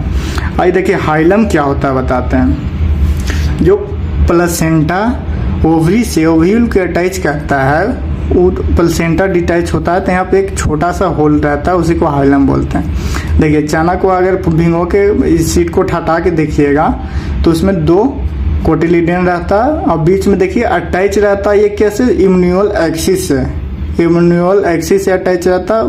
वहीं से जब नया पौधा बनता है, ठीक, नया पौधा बनता है तो रेडिकल से रूट बनाता है और प्रीम्यूल से सूट बनाता है। अब ये लास्ट टॉपिक चैप्टर का, उसके बाद हम फैमिली अगले वीडियो में पढ़ेंगे। पूरा फैमिली को हम अच्छे से डिस्क्राइब करके बताएंगे, समझाएंगे एक एक फैमिली को, जितना फैमिली हमारे नीट सिलेबस में सबको, जो नया जुटा एक पोवेसी फैमिली उसको भी हम बताएंगे। गला से आवाज फंस रहा है भाई। Structure of monocotyledon seed. देखिए मोनोकोटिलीडन सीड का स्ट्रक्चर देखते हैं।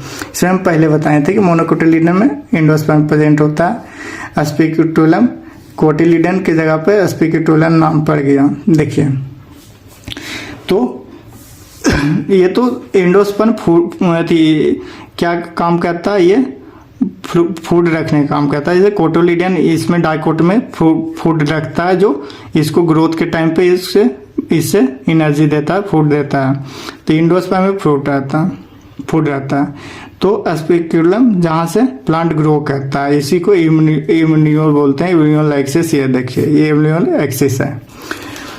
इम्यूनियल एक्सिस में देखिए एक रेडिकल होता है जहाँ से रूट बनता है, प्रीम्यूल होता है जहाँ से सूट सिस्टम बनता है। तो देखिए रेडिकल को सेफ्टी देने के लिए एक लेयर होता है, उसको कोलीराइजा बोलते हैं, और प्रीम्यूल को सेफ्टी देने के लिए कोलियोफेटाइल होता है प्रीम्यूल को। तो इसको याद कैसे करेंगे कि रेडिकल को कोलियोराइजा और प्रीम्यूल को कोलियोफेटाइल इसको प्रोटेक्ट करता है। तो देखिए रेडिकल में आर आ रहा है तो कोलियोराइजा में आर आ रहा है, इससे याद कर लीजिए। प्रीम्यूल में पी आ रहा है तो कोलियोफेटाइल में भी पी आ रहा है, तो आप तो भूलिएगा नहीं। स्पिक्यूटुलम ये इसमें कोटिलीडन की जगह पर स्पिक्यूटुलम होता है। इंडोस्पर्म इसमें बहुत मात्रा में होता है इसमें, क्योंकि यही फूड देने का काम करता है, एनर्जी। सीड कोट फ्रूट वाल, इसमें सीड कोट होता है, तो इसमें भी सीड कोट होता है। बताएं एल्यूअल लेयर, ये प्रोटीनियस लेयर होता है, प्रोटीन का एक लेयर होता है जिसको इंडोस्पर्म को प्रोटेक्ट किए हुए रहता है। इसमें भी देखिए इंडोस्पर्म हो गया जो जिसको भोजन रहे मतलब फूड है, और इम्यूनियल एक्सिस जहाँ से प्लांट बनते हैं। तो थैंक यू सो मच। अब आप इस मेहनत को सपोर्ट करिए, आपको जहाँ पे नए समझ में आए आप कमेंट करिए, बताएंगे।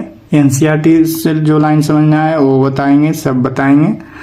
आप जो बोलिएगा, आप डिटेल बोलिएगा, हम डिटेल लिख के पढ़ाएंगे। अगर ये वीडियो पर लाइक सब्सक्राइब अच्छा आया, सपोर्ट अच्छा आया, तो हम कुछ समय के बाद आपको व्हाइट बोर्ड पे भी पढ़ाएंगे, बहुत अच्छा से पढ़ाएंगे, एक एक चीज़ डिस्क्राइब करके पढ़ाएंगे। Thank you and thank you so much.